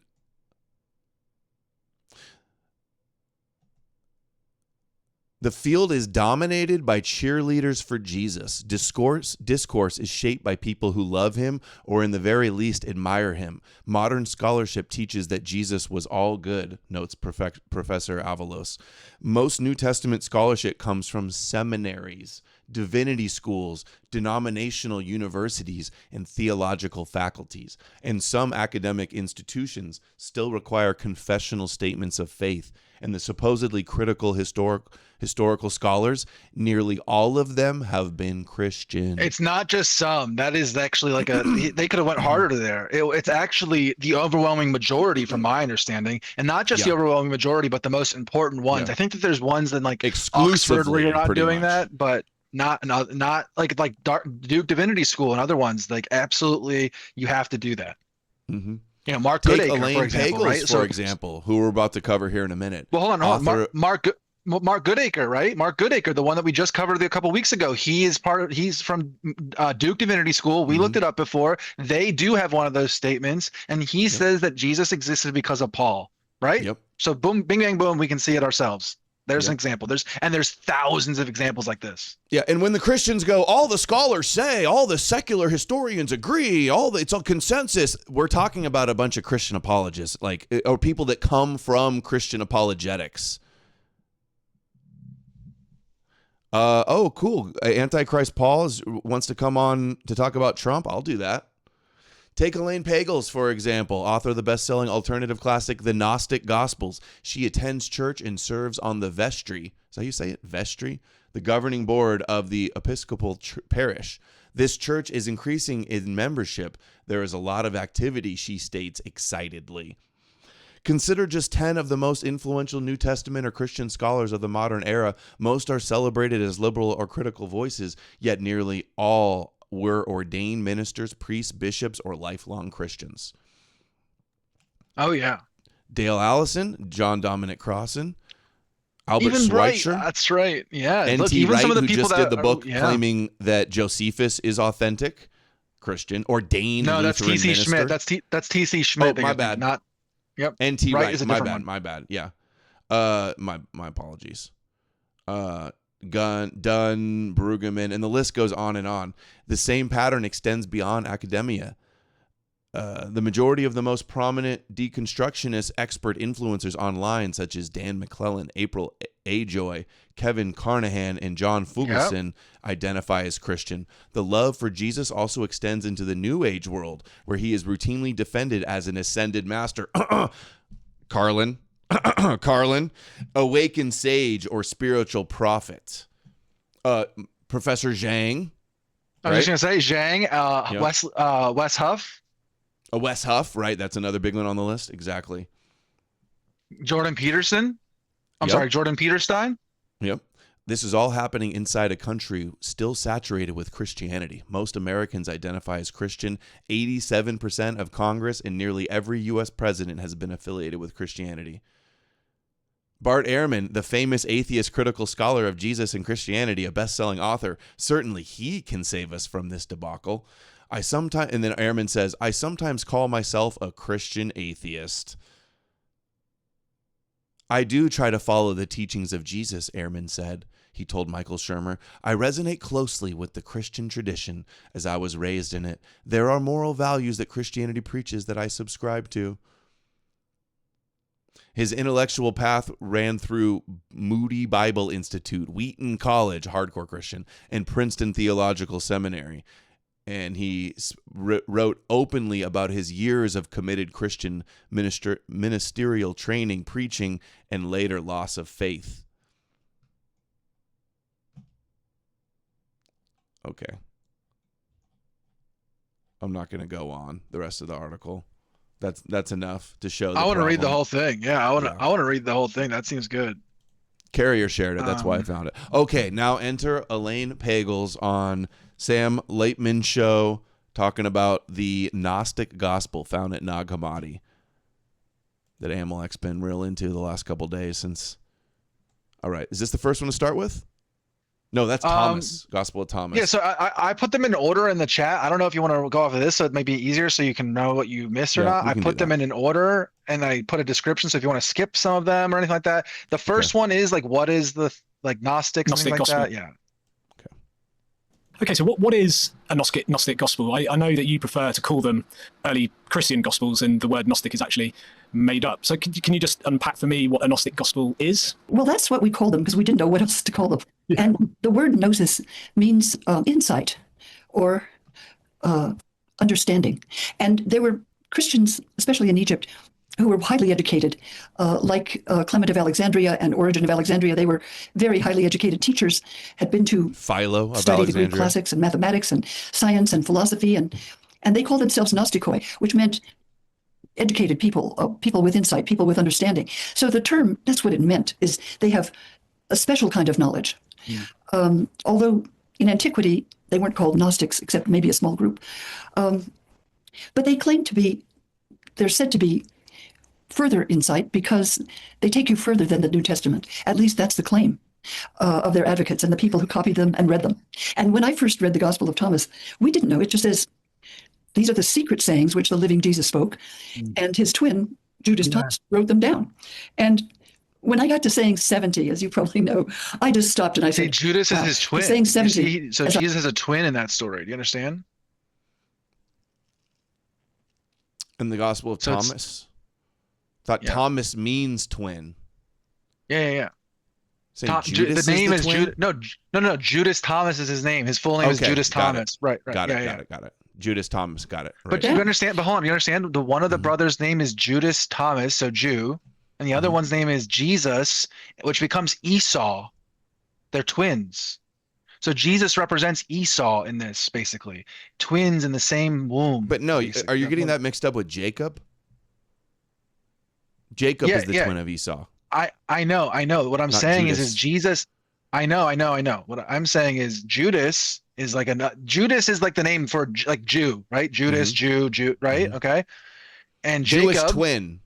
Yes. So you're saying the Jewish twin is Jacob. Yes. Yeah. I'm saying that they're using that same motif of the same womb. They're twins. One of them is Jesus. The other one is Jacob. Hold on. The Gospel of Thomas is weird because it portrays Thomas as the twin of Jesus, but in the beginning it has James. James is the one getting the secret knowledge and the revelation from Jesus. And James, just so everyone's clear, James is the Torah observant Jewish Christians. So James the Just are the Jewish Torah observant, still circumcised, keep the mitzvahs, all that stuff. That's the sect of, that it came out of. And when I got to saying 70, as you probably know, I just stopped and I said, wow, because saying 70, as I understand it, reads like this. Mortal AI gets it's the one I always think of. Jesus says, if you bring forth what is within you, what you bring forth will save you. Yeah. If you do not bring forth what is within you, what you do not bring forth will destroy you. Yeah. And I thought, I took that psychologically, and I thought, you don't have to believe that. It just happens to be true, Yeah. And it struck me as true. But later I realized it has a theological meaning too. What? That Jesus is only found inside people's hearts and inside the scriptures? Yeah, she basically, she described it at one point. I didn't clip this part up, but she basically described that she was in a church when she was younger where she's going to college, learning all these things. So she's such a big Christian. She loves, by the way, you're doing this. You had like the second message. You should scroll up. That was the middle one, just so you know. So the first one, we can skip the intro 5-minute clip because I think everyone knows what Nagamati is, right? I don't think your audience doesn't know.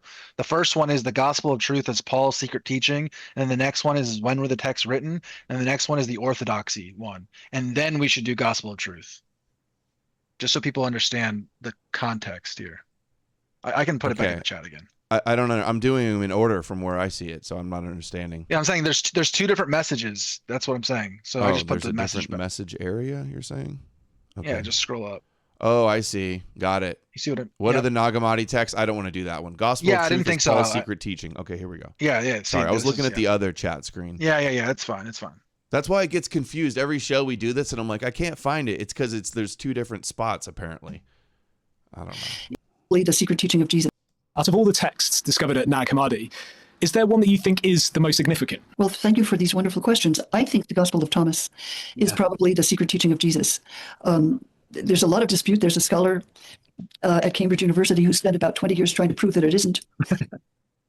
I think he's wrong. Yeah. There are lots of arguments. It's a 4th century text. Well, the text might be written in the 4th century, but the original, we don't have the original in Greek. We have fragments of the original written in Greek. The 4th century texts are written in Coptic. That doesn't prove anything about when they were written.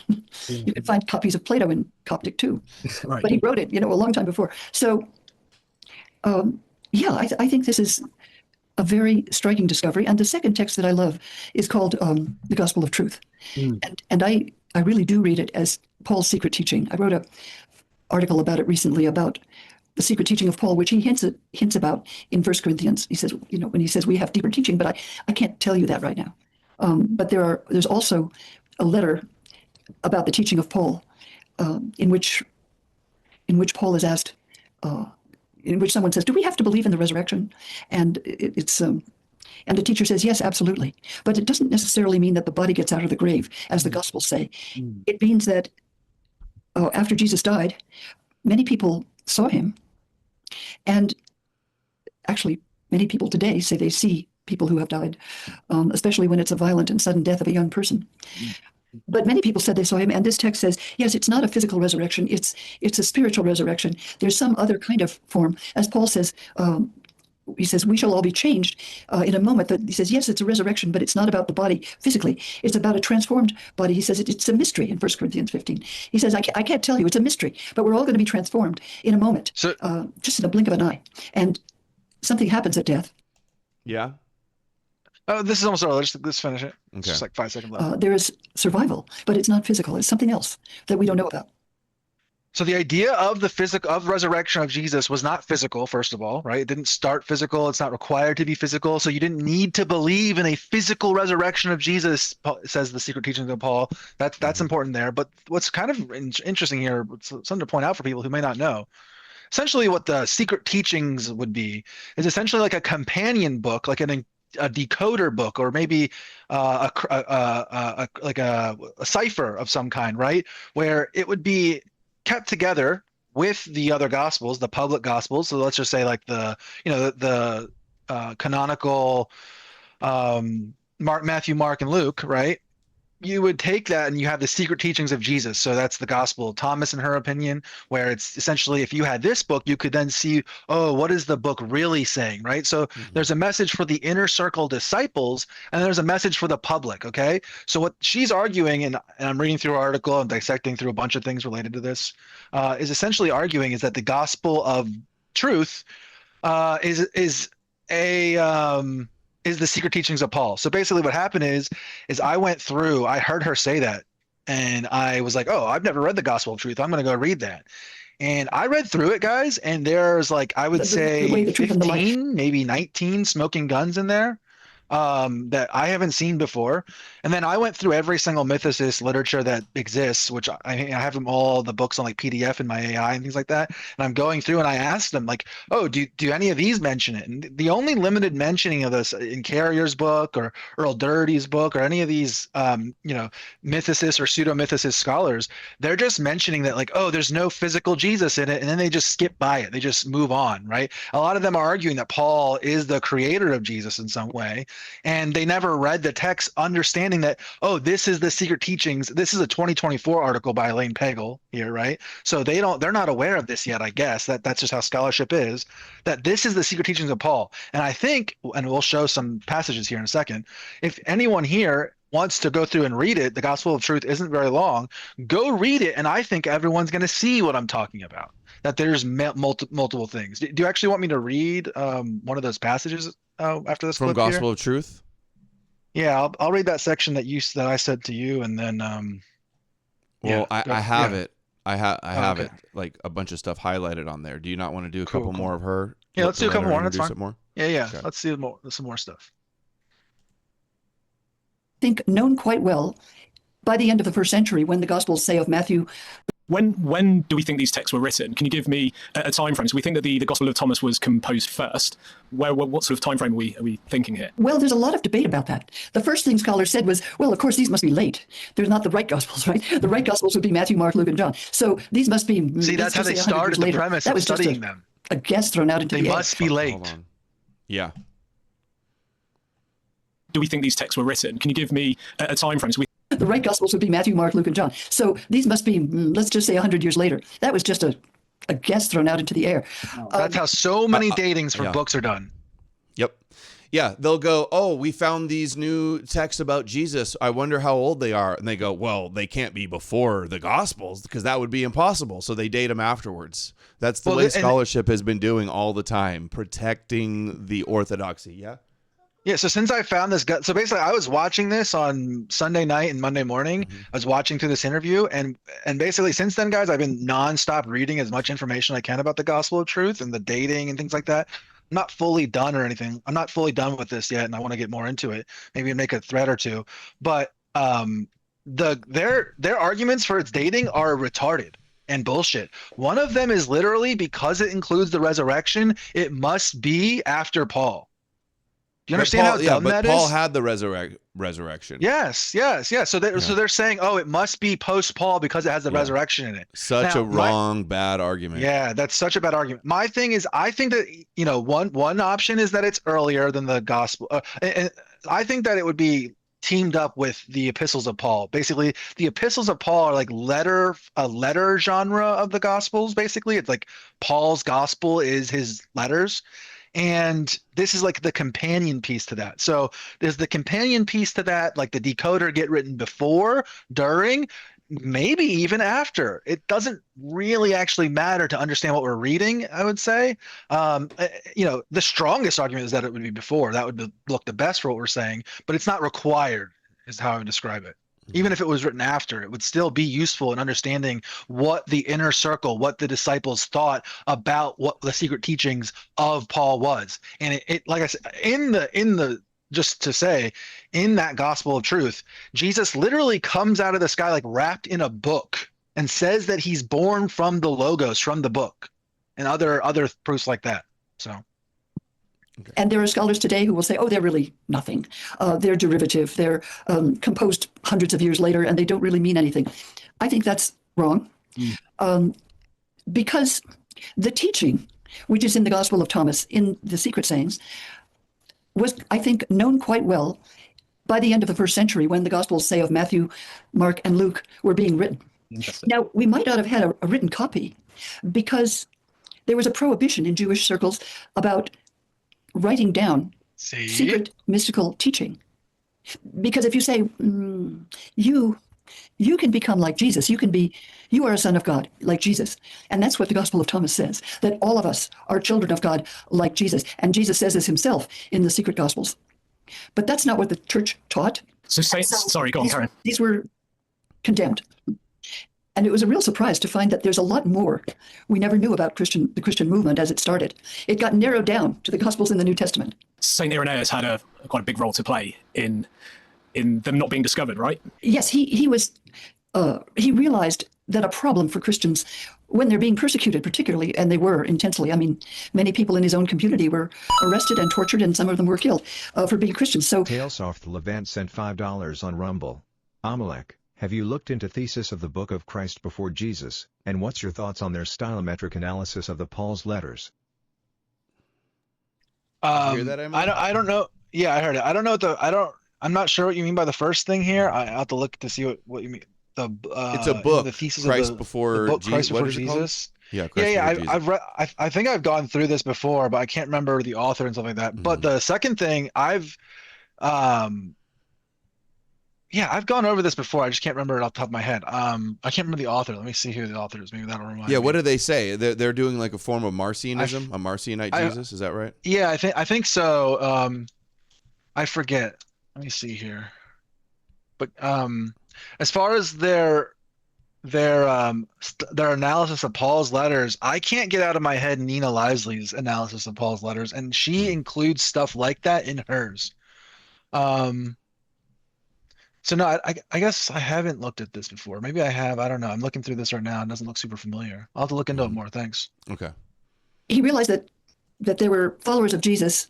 Oh no, I have. Some in Jerusalem, and some in Germany, Sorry, now and that I some see in the Spain, cover he of says this, I have this on PDF. I've read through this before. Yeah, it is like what you're saying, what you just said it was. Yeah, Marcionite Jesus, yeah. Yeah. And some in Jerusalem, and some in Germany, and some in Spain. He says this, and some in Africa, in the province of, which is now Morocco. And he said, well, there are Christians all over the world, but they say different things, and they actually use different gospels. Some of them use just Matthew's gospel, and some of them just use the Gospel of John, and some of them use the Gospel of Thomas. And you can't have a unified church if people are saying different things. So we really need to get on the same page, literally. And he said the most reliable gospels are the public ones, Matthew, Mark, and Luke, because they're, we call them synoptic. So Irenaeus is the one who set this up, basically. Mark's narrative. Before Irenaeus, they're all following different ones. Actually, Luke is almost twice as long, but somebody took Mark's gospel and put other sayings of Jesus that they'd heard and other anecdotes into Matthew and Luke. But we know very little. The original text of Mark was about 17 pages. Yeah. The first mention we have of anybody talking about the Gospels, Matthew, Mark, Luke, and John, is Irenaeus in like 180 Common Era. And so we really, the Gospels could have been written any time before that, even middle of 2nd century, even after Gospel of Thomas and Gospel of Truth here that she's saying. Especially and the reason that Irenaeus said that Matthew, Mark, Luke, and John were the true Gospels and going to be the canon and authoritative was because he claimed that they were written by eyewitnesses, but now we know that they weren't. That was just made up. They're not written by eyewitnesses, so they weren't any more legitimate than any of these others. And if that was the orthodoxy at that time was the historicized gospel Jesus, then you could see why they would see these Gospel of Thomas and Gospel of Truth, Gnostic Gospels, a problem because it's talking about the Logos and a hidden mystery revealed Jesus and a Gnostic mythical Jesus, basically. So that's why they deemed them heresies.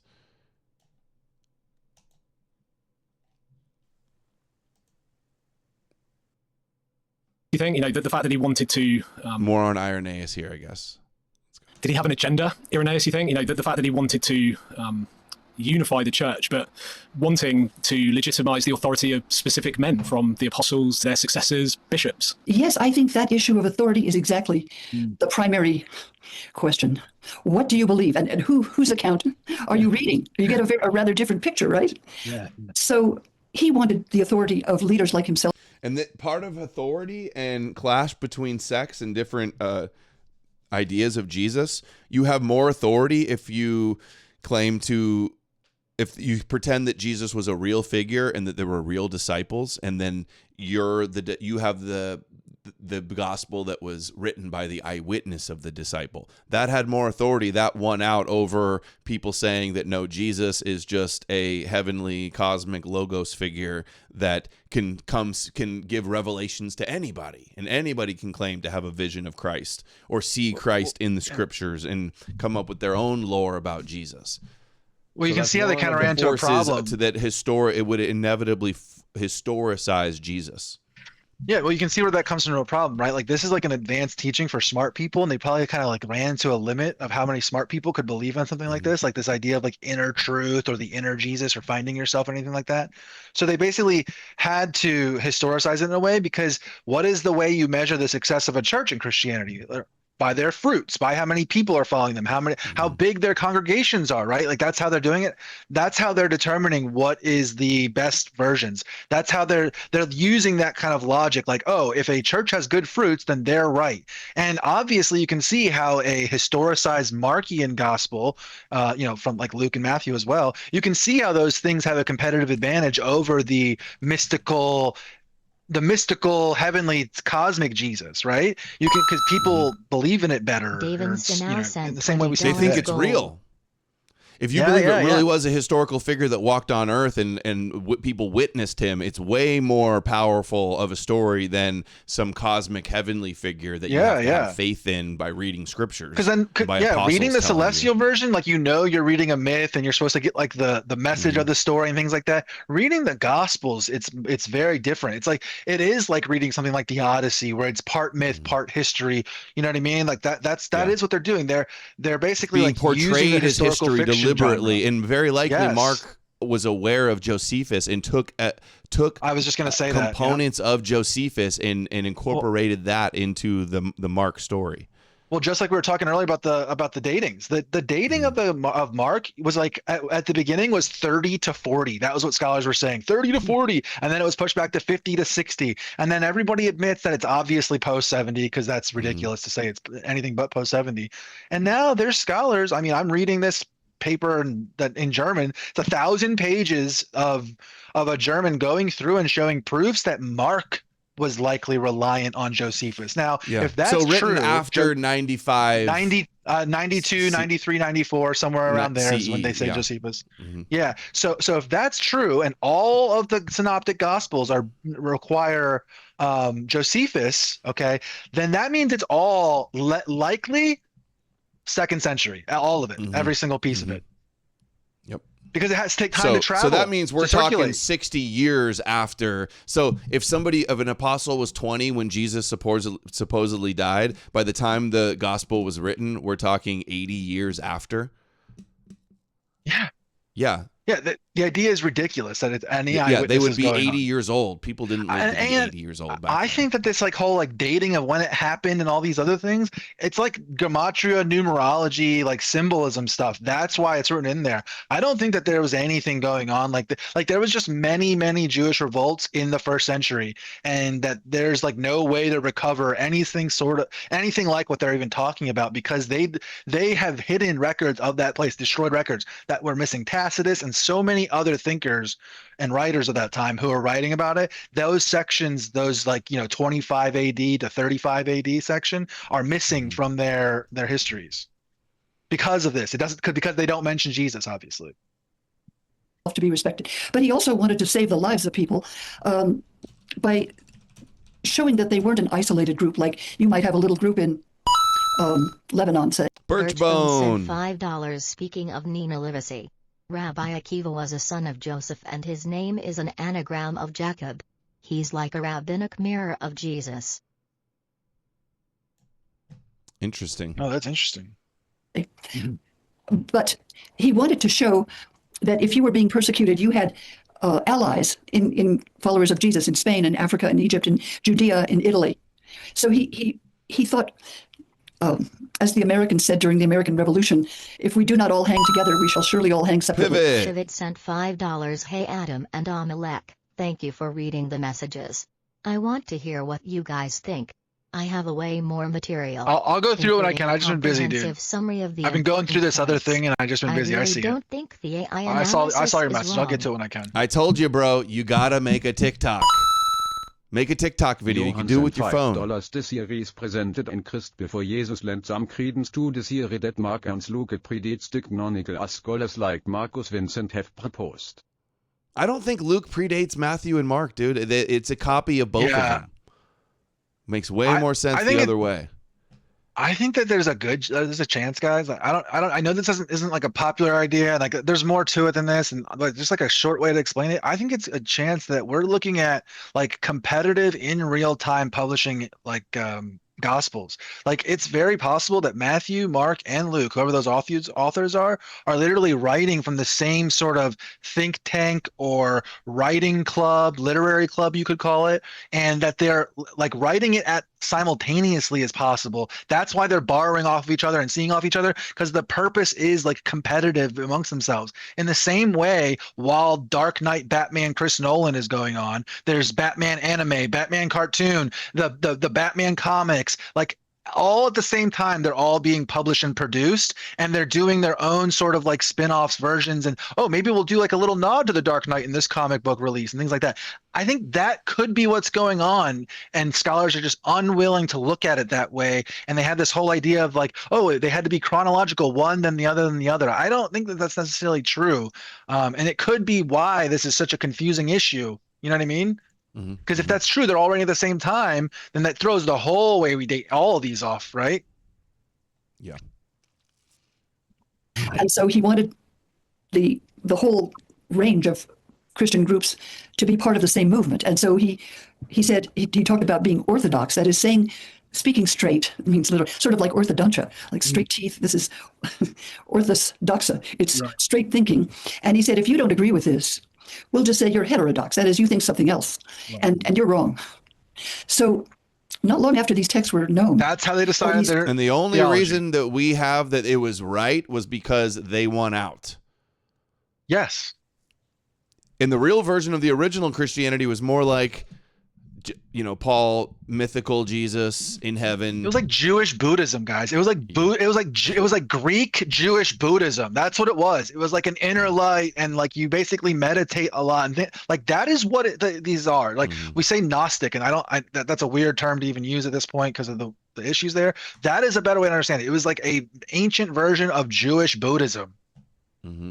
Hey, how about we just go into a little bit? We've been talking about it for so long, so let's show you a couple highlights from the Gospel of Truth. And think of it in the context of Paul's mythical heavenly Jesus and the Logos and like some metaphysical, non-historical figure, okay? This is how it starts. The Gospel of Truth is joy to those who have received from the Father of truth the gift of knowing him by the power of Logos. So they know God through the Logos, which is Jesus, who has come from the pleroma and who is in the thought and the mind of the Father. He it is who is called the Savior. So he's the thought and mind of the Father that they learned from the Scriptures. Predates Mark and Matthew, but hit Mark ans version Luke was written before canonical Luke and other authors added onto it. The same ones who did Acts. Yeah, I so get that. A I just different don't think version of Luke. They also claim there's a different Hebrew version of Matthew too, though. So maybe that's before all of them. Yeah, it's hard to say. Anyway, God through the power of the Logos. So they connect Jesus to the Logos a lot, which is what Paul does. This is another one. That is the gospel of him who they seek, which he has revealed to the perfect through the mercies of the Father as the hidden mystery, Jesus Christ. So Jesus is a hidden mystery revealed to the perfect, meaning the elect, the apostles like James, Peter, and Paul. A hidden mystery revealed through the Scripture through apostles. And the context here is it's basically Jews who are outside of the Jewish temple system, right? Like Hellenized Jews trying to answer the question. It's like, okay, so the temple's destroyed or they failed these revolts. So like now what, right? They're trying to like get an alternative. It's the best way to describe these people are like Hellenized Reformed Judaism who are disaffected Jews. So in the same way we have like quote unquote self-hating Jews, or, we were talking earlier about, Origins of Judaism, Jonathan Adler, right? These are the types of Jews, like these kind of like break away from tradition type Jews. That's who is writing this material. That's their context of this. And that's why it's polemical against the temple and the Pharisees. Yes, but it's positive, generally speaking, towards the Essenes, or it even incorporates Essene or Philo ideas or Stoic true ideas, Judaism. Platonic they all ideas. think that they're the true Judaism, which is Yeah. what Christianity later was too. The hidden mystery of Jesus Christ. He was nailed to a cross. He became a fruit of the knowledge of the Father. He did not, however, destroy them because they ate of it. He rather caused those who ate of it to be joyful because of this discovery. So Jesus, like the primal Adam brought sin into the world by taking the fruit of the tree. Jesus saved the sin of the world, cured the sin of the world through the gnosis of... Yeah, the ancient Jewish eyes would have read this and understood this as a reversal of Genesis, guys. That's what this is. It's just a reversal of Genesis. Do you understand? So that it's the reason he's on a wooden cross is a symbolism of the tree, the snake and the fruit, all these things. That's what's going on. This is just a reversal of Genesis. Told in the opposite way. In the same way, we have the reversal of Genesis or readings into Genesis into mystical Judaism today. Yep. That's one of the things she goes over in one of those clips, is she explains that like this idea of like the light is within you and the light versus the darkness, that comes out of 1st and 2nd century rabbinic ideas, and that idea is preserved today in rabbinic Judaism. That's where Christianity got this from. And just like in Paul, he talks about Adam being manufactured and Jesus as the new Adam. Word. And then he calls Jesus, uses the same Greek word for how Jesus is manufactured or born. He uses it in here too. I looked into it. I think that word is used once in here. And they talk about Garden of Eden and Adam and Eve being in the 3rd heaven, and then they conceive Jesus as being in the heavenly below the firmament. $5. There is also the Yeshu in the Talmud. I think it's interesting that he's basically a midrash of Gehazi, the sorcerer who led Israel into idolatry. All they did was switch the code of that character to lead the Gentiles away from their own gods. It's like a like a Jewish version of idolatry. Or like Balaam. Yeah. Okay, let's see. Next highlight. In their heart, the living book of the living was manifest. See, Jesus is the book becoming alive, manifesting in their hearts. Yes, they literally Not believe following that a historical rabbi. This is all so mystical. Do you get it? Yeah, it's the idea that you're reading the words of the book and that produces reality. It's the idea that reading and thoughts itself produces reality. Now, we all understand that today because we have like modern brains on how that works. Obviously, ideology is actually probably the most important thing on affecting our world. What changes and changes and affects the world on an everyday basis? It's ideologies. That's what they're getting at with all of this. So Jesus comes out of ideology. And the ideology is born from reading the scripture. Okay, here's another one. All of which had been hidden as long as the Father of all was invisible and unique in himself, in whom every space has its source. For this reason, Jesus appeared. He took that book as his own. He was nailed to a cross. He affixed the edict of the Father to the cross.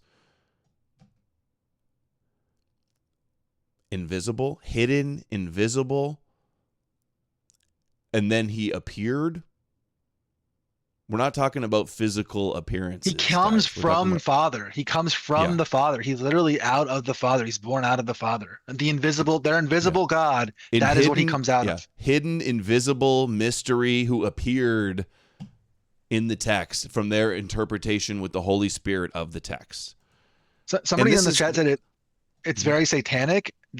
Jewish scholars point to this I get why that's goofy, but listen, Jewish scholars do point to this idea, this like, there's these types of Gnostic ideas and things like that, and they do connect it to what we later understand as like Frankism and things like that. Like that is a connect. Like Paul is kind of flirting with this idea of not redemption through sin, but like a very watered down or proto version of that. So there is this line of thinking there that I would say isn't necessarily fake, but that doesn't mean that they're talking about Satan. Is how I would frame it. It means that idea of the redemption through the bad deeds and things like that will bring about redemption. That's why it's okay. That idea traces its genealogy back to things like this. Is how I would describe it.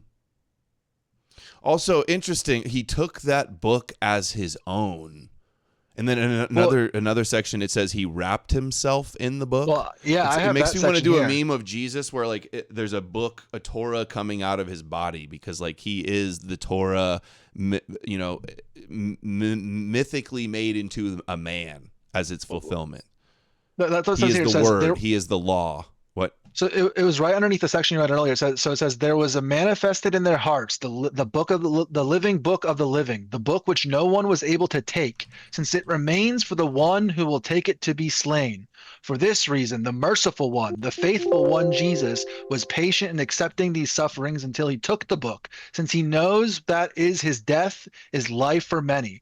Just as there lies hidden in a will before it is opened the fortune of the deceased master of the house, so it is with the totality which lay hidden while the Father of totality was invisible. And here it goes. For this reason, Jesus appeared. He put on that book. So he's literally wrapping himself in the book. He was nailed to a tree and he published the edict of the Father on the cross. So it's Jesus is literally wrapped in the book in this, guys. Do you understand how that symbolism? The edict of the Father to the cross. Yeah. Okay.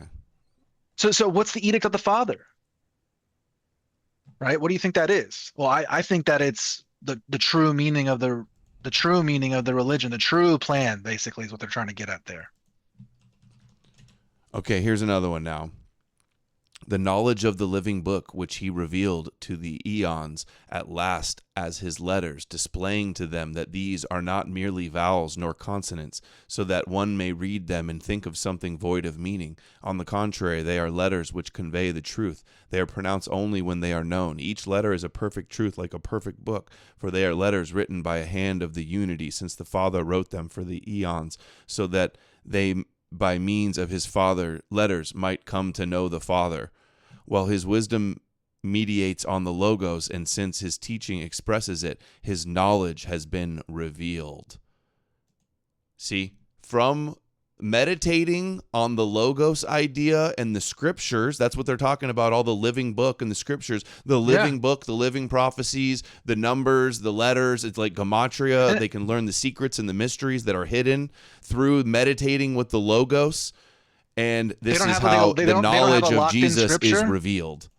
Yeah, they don't have like a locked in scripture. They don't have like this is the biblical canon at this time. That doesn't get totally sorted out until later, guys. Like the 1st and 2nd century Judaism, which Christianity is part of that story, they're still working out what is and is not scripture as well. Just so we're very clear.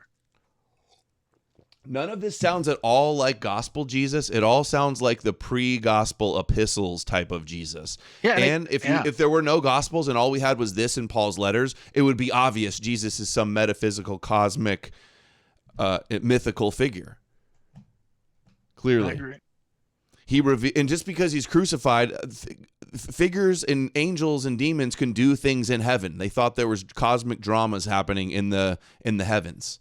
In the sky. And they would have been intensely aware of crucifixion because they were getting crucified up and down their coastline in Judea by the Romans. It was like a horrific thing. I mean, imagine right now, everyone understands what happened with Gaza, right? And how they're all freaking out and kvetching over Gaza, which was like a relatively small thing compared to the Jewish-Roman war. The Jewish-Roman war, I mean, I don't believe this is literally true, but Josephus describes it as like pools of blood and rivers of blood up to people's waists and things like that. Imagine how much they would have freaked out and how much this would have traumatized them for generations, basically, because what was going on was Romans were showing up and crucifying them for their rebellions. Yeah. So all the Jews were being crucified, and then so they had their their messianic mythical figure be crucified, but then that's the win.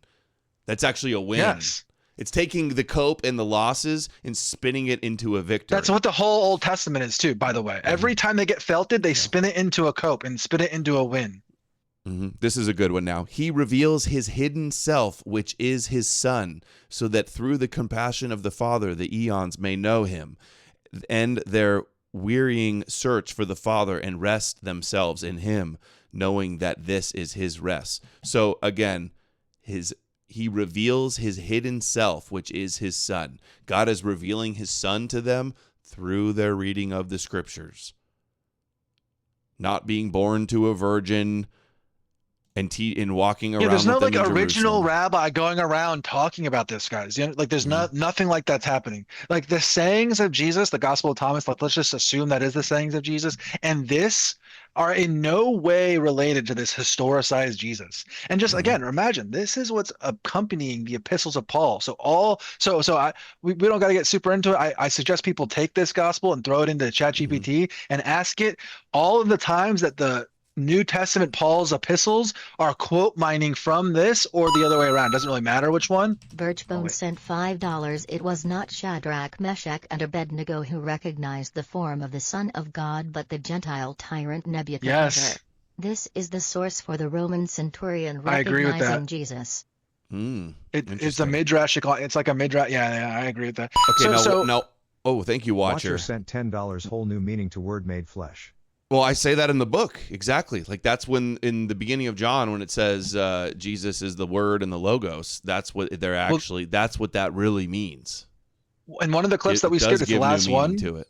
She literally argues that basically what's going on is that the Gospel of John is a response to the Gospel of Thomas. It's basically like it's condemning that. It's in a polemic against the Gospel of Thomas. And what they're doing is they're basically saying like, no, you're not God.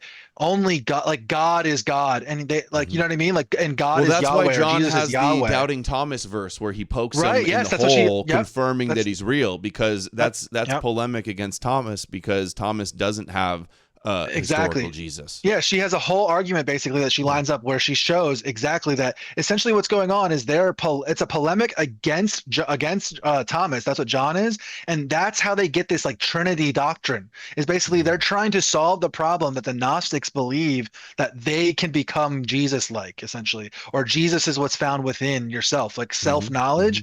When what they want is they want a top-down, organized orthodoxy church. They need a way to justify their institution, right? Because if everyone can just get to Jesus themselves through their own inner teachings, kind of like Buddhism, how it's kind of decentralized mostly, they saw that and they're like, oh, well, this isn't going to work. So they want like a centralized, institutionalized version to win. So it makes sense that they want out because of that. Yes. So they have to, hierarchical, that's what John centralized, authoritative. Yeah. That's what they wanted. So John is where we get the Trinity from, and then what Christians do is they go back and they read the other three Gospels with that lens in mind, and they try to pick out things that, oh, look, this points to the Trinity. Oh, this typologically points to the Trinity, and that's all post hoc. None of that is how the text was intended. That is taking John. I gotta wrap up soon, Amalek. I gotta go in a minute, so let's try to bang out the rest of these quotes and close. I have somewhere I have to be. When it appeared, I mean the Logos, who is in the heart of those who pronounce it. See, Jesus appears in your hearts. He appears on the scriptures in the heart who pronounce it. And then they pronounce Jesus to the world. Like Paul says, nobody would know who Jesus was without apostles like him to tell them about him. It was not merely a sound, but it has become a body. See, it's not merely a sound or a word or a scripture. It took the likeness of man in the heavenly realm, is how it started. A great disturbance among the dishes. This is some analogy or metaphor. For some were emptied, others filled. Some were provided, for others were moved. Some were purified, still others were broken. Again, Jesus is appearing as the Logos in their hearts. That's where he comes from. He's from the scriptures. This is so revealing. This is Paul in Colossians. The mystery which has been hidden from the ages and from generations, but has now been revealed to the saints, meaning Paul, the Apostle Paul and James and Peter, Cephas. All right, now look, the reason it's been hidden from ages and is only now revealed means that they've always had the scriptures, but only now they're seeing the Jesus Logos figure in the scriptures. Only now they're able to, it is revealed and they're able to understand the hidden mystery. And there's that Holy One, or his saints. Whenever you see this by Paul, understand his saints, who those are. The saints of Jerusalem, the saints, the holy ones, right? The true believers, the last remnant. That's who that's referencing. Jewish Christians. The elect. Garrett sent $5. Don't forget to close with Jesus, take my foreskin. Can you guys drop that in the chat for me? That'll help. I'll look up on YouTube the Ruddy Boys Jesus foreskin. All right. He revealed his hidden self and explained it. Again, all about a hidden figure. opened the eyes of the blind. This is why I highlighted this for you, Amalek. They try to argue that this is after the Gospels because they were aware of Jesus curing the blind in the Gospels. No, that's one of the arguments. Yes. Yeah, but this is a midrash fulfilling Isaiah of the Messiah. I know, that's what I'm saying. So when I looked it up, like, what's the date? That was what they cited, this and the resurrection, things like that. I'm like, fuck you. The Gospels probably copied that from this. Yeah, dude, their scholarship on the dating on this is totally junk, like Christian apologetic bullshit. Like I said, I got to research this myself. I asked Neil we'll go through it and stuff like that. So the Spirit came to him in haste when he raised him. He gave them the means of knowing the knowledge of the Father and the revelation of the Son. See? He didn't send his son to earth and everybody saw him and spoke to him. You know Jesus through the revelation, through the secret knowledge, the correct interpretation. For when they saw it and listened, he permitted them to take a taste and smell to grasp the beloved Son. That's all I got highlighted so far. I don't know. Yeah, this is like do you want me to read that thing that I sent you? About, read that breakdown. Okay, so go. Yeah, so basically, like, this is like a summary of what we're reading here and why I think this is like a cipher. So the most important point of the Gospel of Truth, it's not that it just contains a handful of like isolated midrashic references. What it's doing is it's constructing the whole theological system or lens that you can assume that the divine persons and the narratives are emerging through transforming the text, the names in the text, the metaphors in the text, and all the abstract mystical concepts. It's bringing those forward in the real world. So it turns thoughts into the logos. It turns the logos into the Son. The Son becomes the name of the Lord. The name of the Lord becomes sound itself. Sound then leads to letters in the text. The letters then reveal the aeons in the text. And the letters also become books in the text. Then in the story, in this gospel, the book becomes a body. The body then becomes Jesus. Jesus is then called and becomes the fruit in the story. And then that fruit in the story is told to be knowledge, right? And then that knowledge itself is the idea of salvation. And this is where we get the idea that Jesus, the Logos, thought becomes salvation, right? So you can see the tracing of the cipher here on what these terms would have meant when you're reading Paul, and the development and the true origins of the Jesus myth. Also, there's scriptural the process metaphors by which Jesus culminated in. Yeah, it's taking metaphors and then turning them into historical events, and here we can see that process coming out. This is the part I love. So it's a mechanism for constructing personal beings and narratives out of language and abstraction. Yes. All right. So, and he repeatedly appears as the embodiment of divine thoughts, speech, writings, and interpretations, not a literal physical rabbi. So anyway, I'm going to do more research. Like constructing a golem, exactly, in a way. Yeah. An LLM golem omni-Jew. Optics Prime sent $5 on Rumble. The Jesus miracles relate to pagan gods, walking on water Poseidon, wine into water Dionysus, son of God Apollo, raising the dead Hades, etc. Yeah. Yep. A lot of it is referencing off of Homeric stuff for sure. So anyway, just real quick, I'll say, we'll wrap it up here, but if anyone reads through this text, I highly recommend it. Let me know what you find. I found like 17 or 19 different proofs, I guess you could say, that show kind of what we're talking about here. We didn't get to go into all of them, but if you find any interesting ones, send them to me in my replies or reply to one of those videos. But yeah, this is something that most of the mythicist scholars, all they say is like, oh, there's no historical Jesus in there. It's all mystical stuff. And they like move on. It doesn't seem to me like they actually read the text and understood what it is doing and what it is doing in relation to Paul's epistles, right? This is the secret cipher for the disciples who are using Paul's letters to to go around and preach. So Paul's letters are the public teachings. These are the private teachings. These are how these ancient cults would have worked.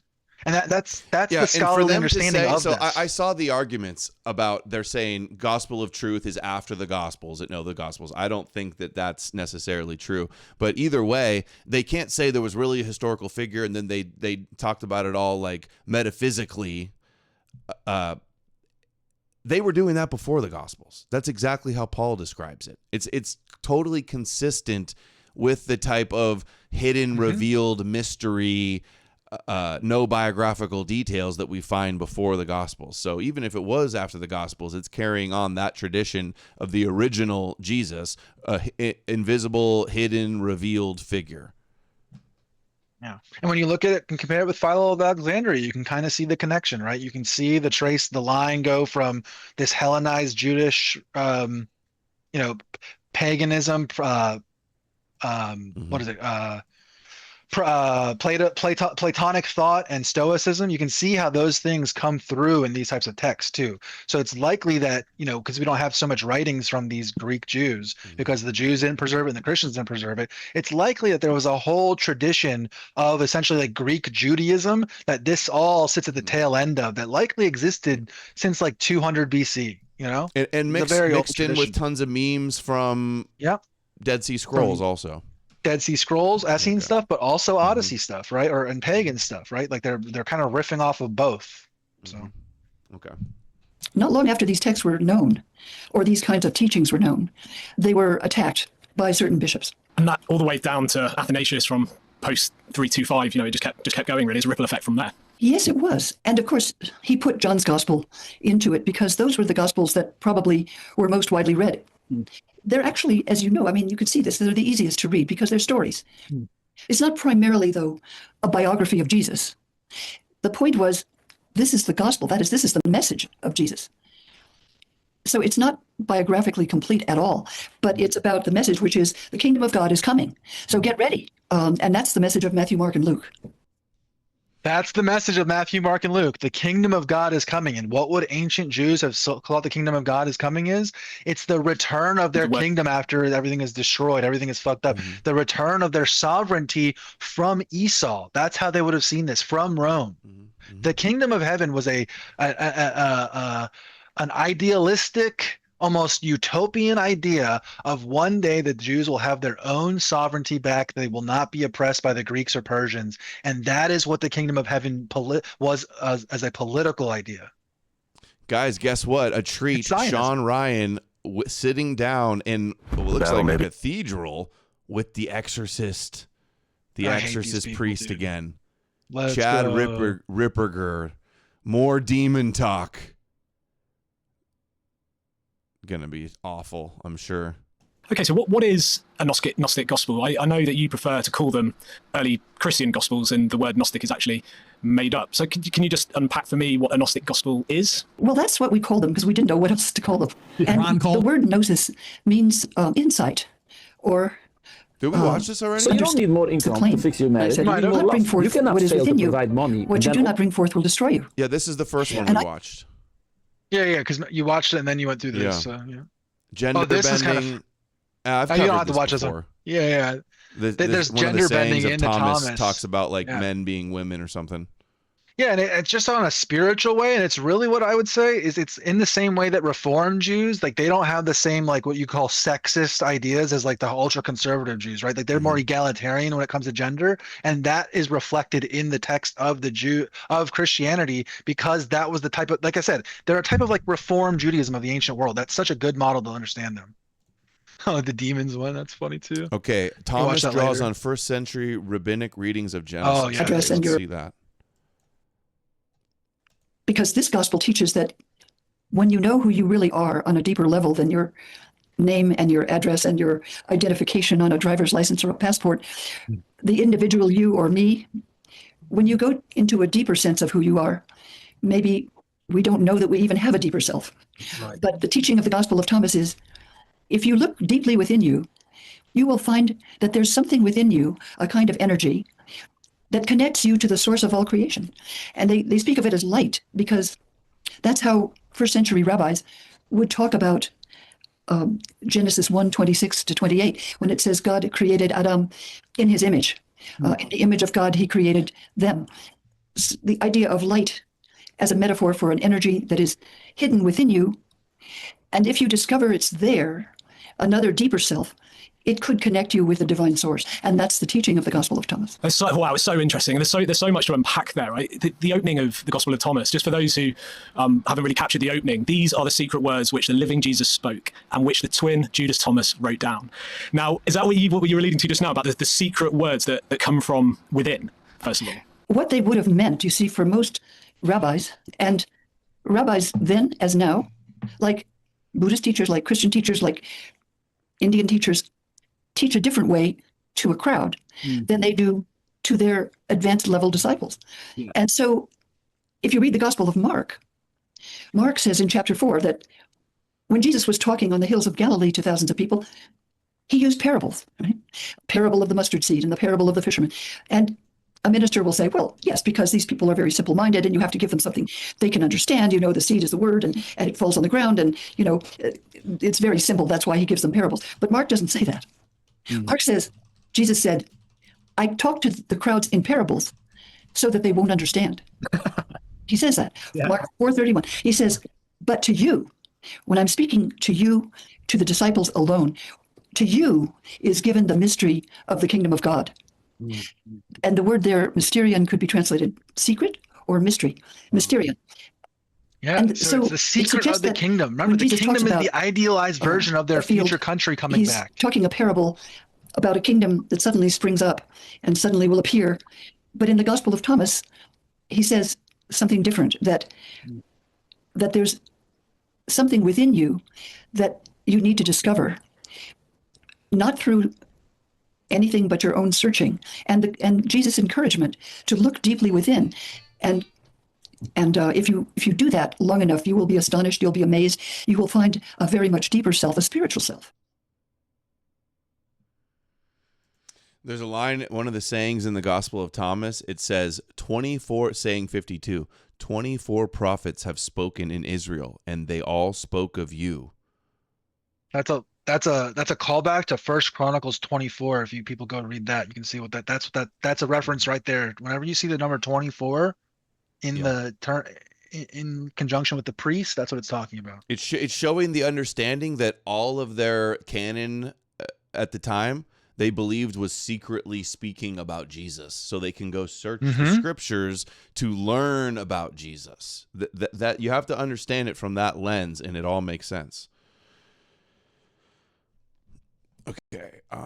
Do we have one more? No, that's enough from Pagels. We did the Divine Light. I've handled enough of her. Yeah.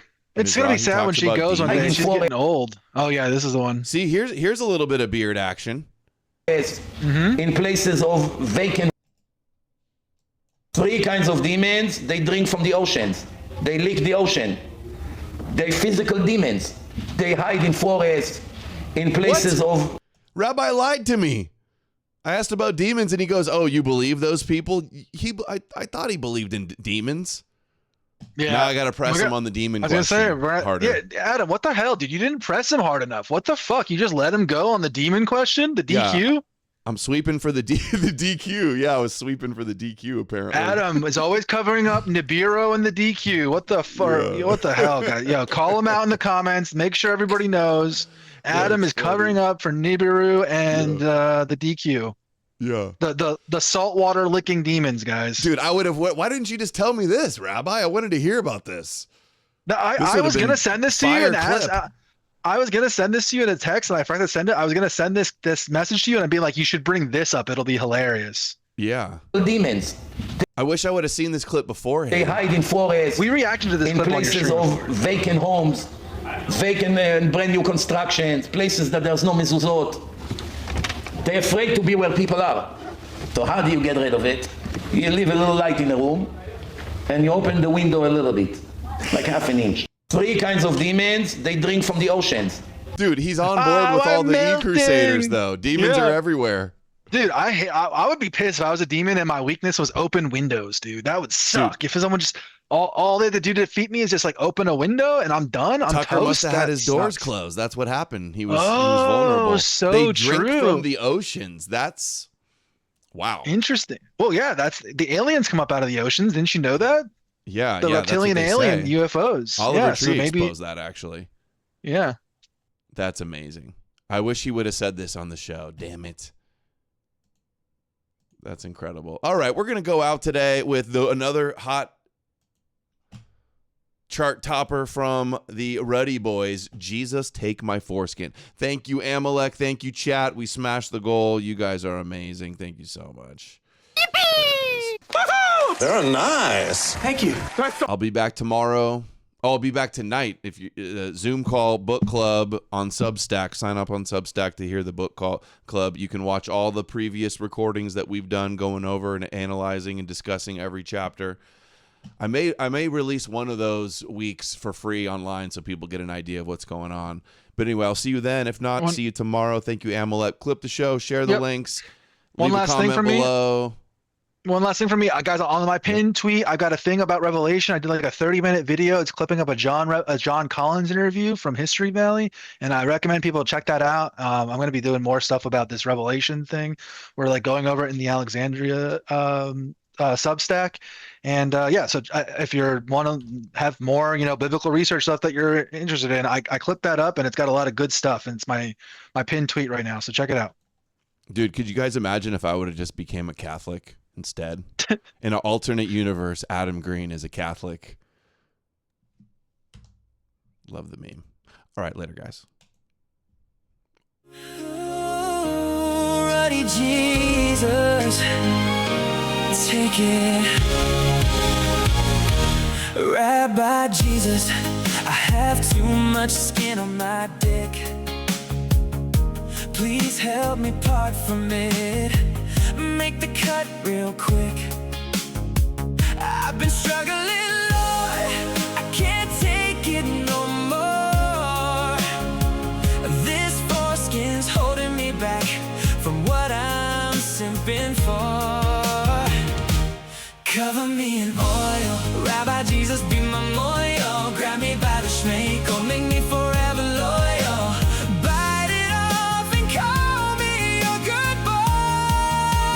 Circumcise your heart and your brains, boy. Cut it off and make me clean.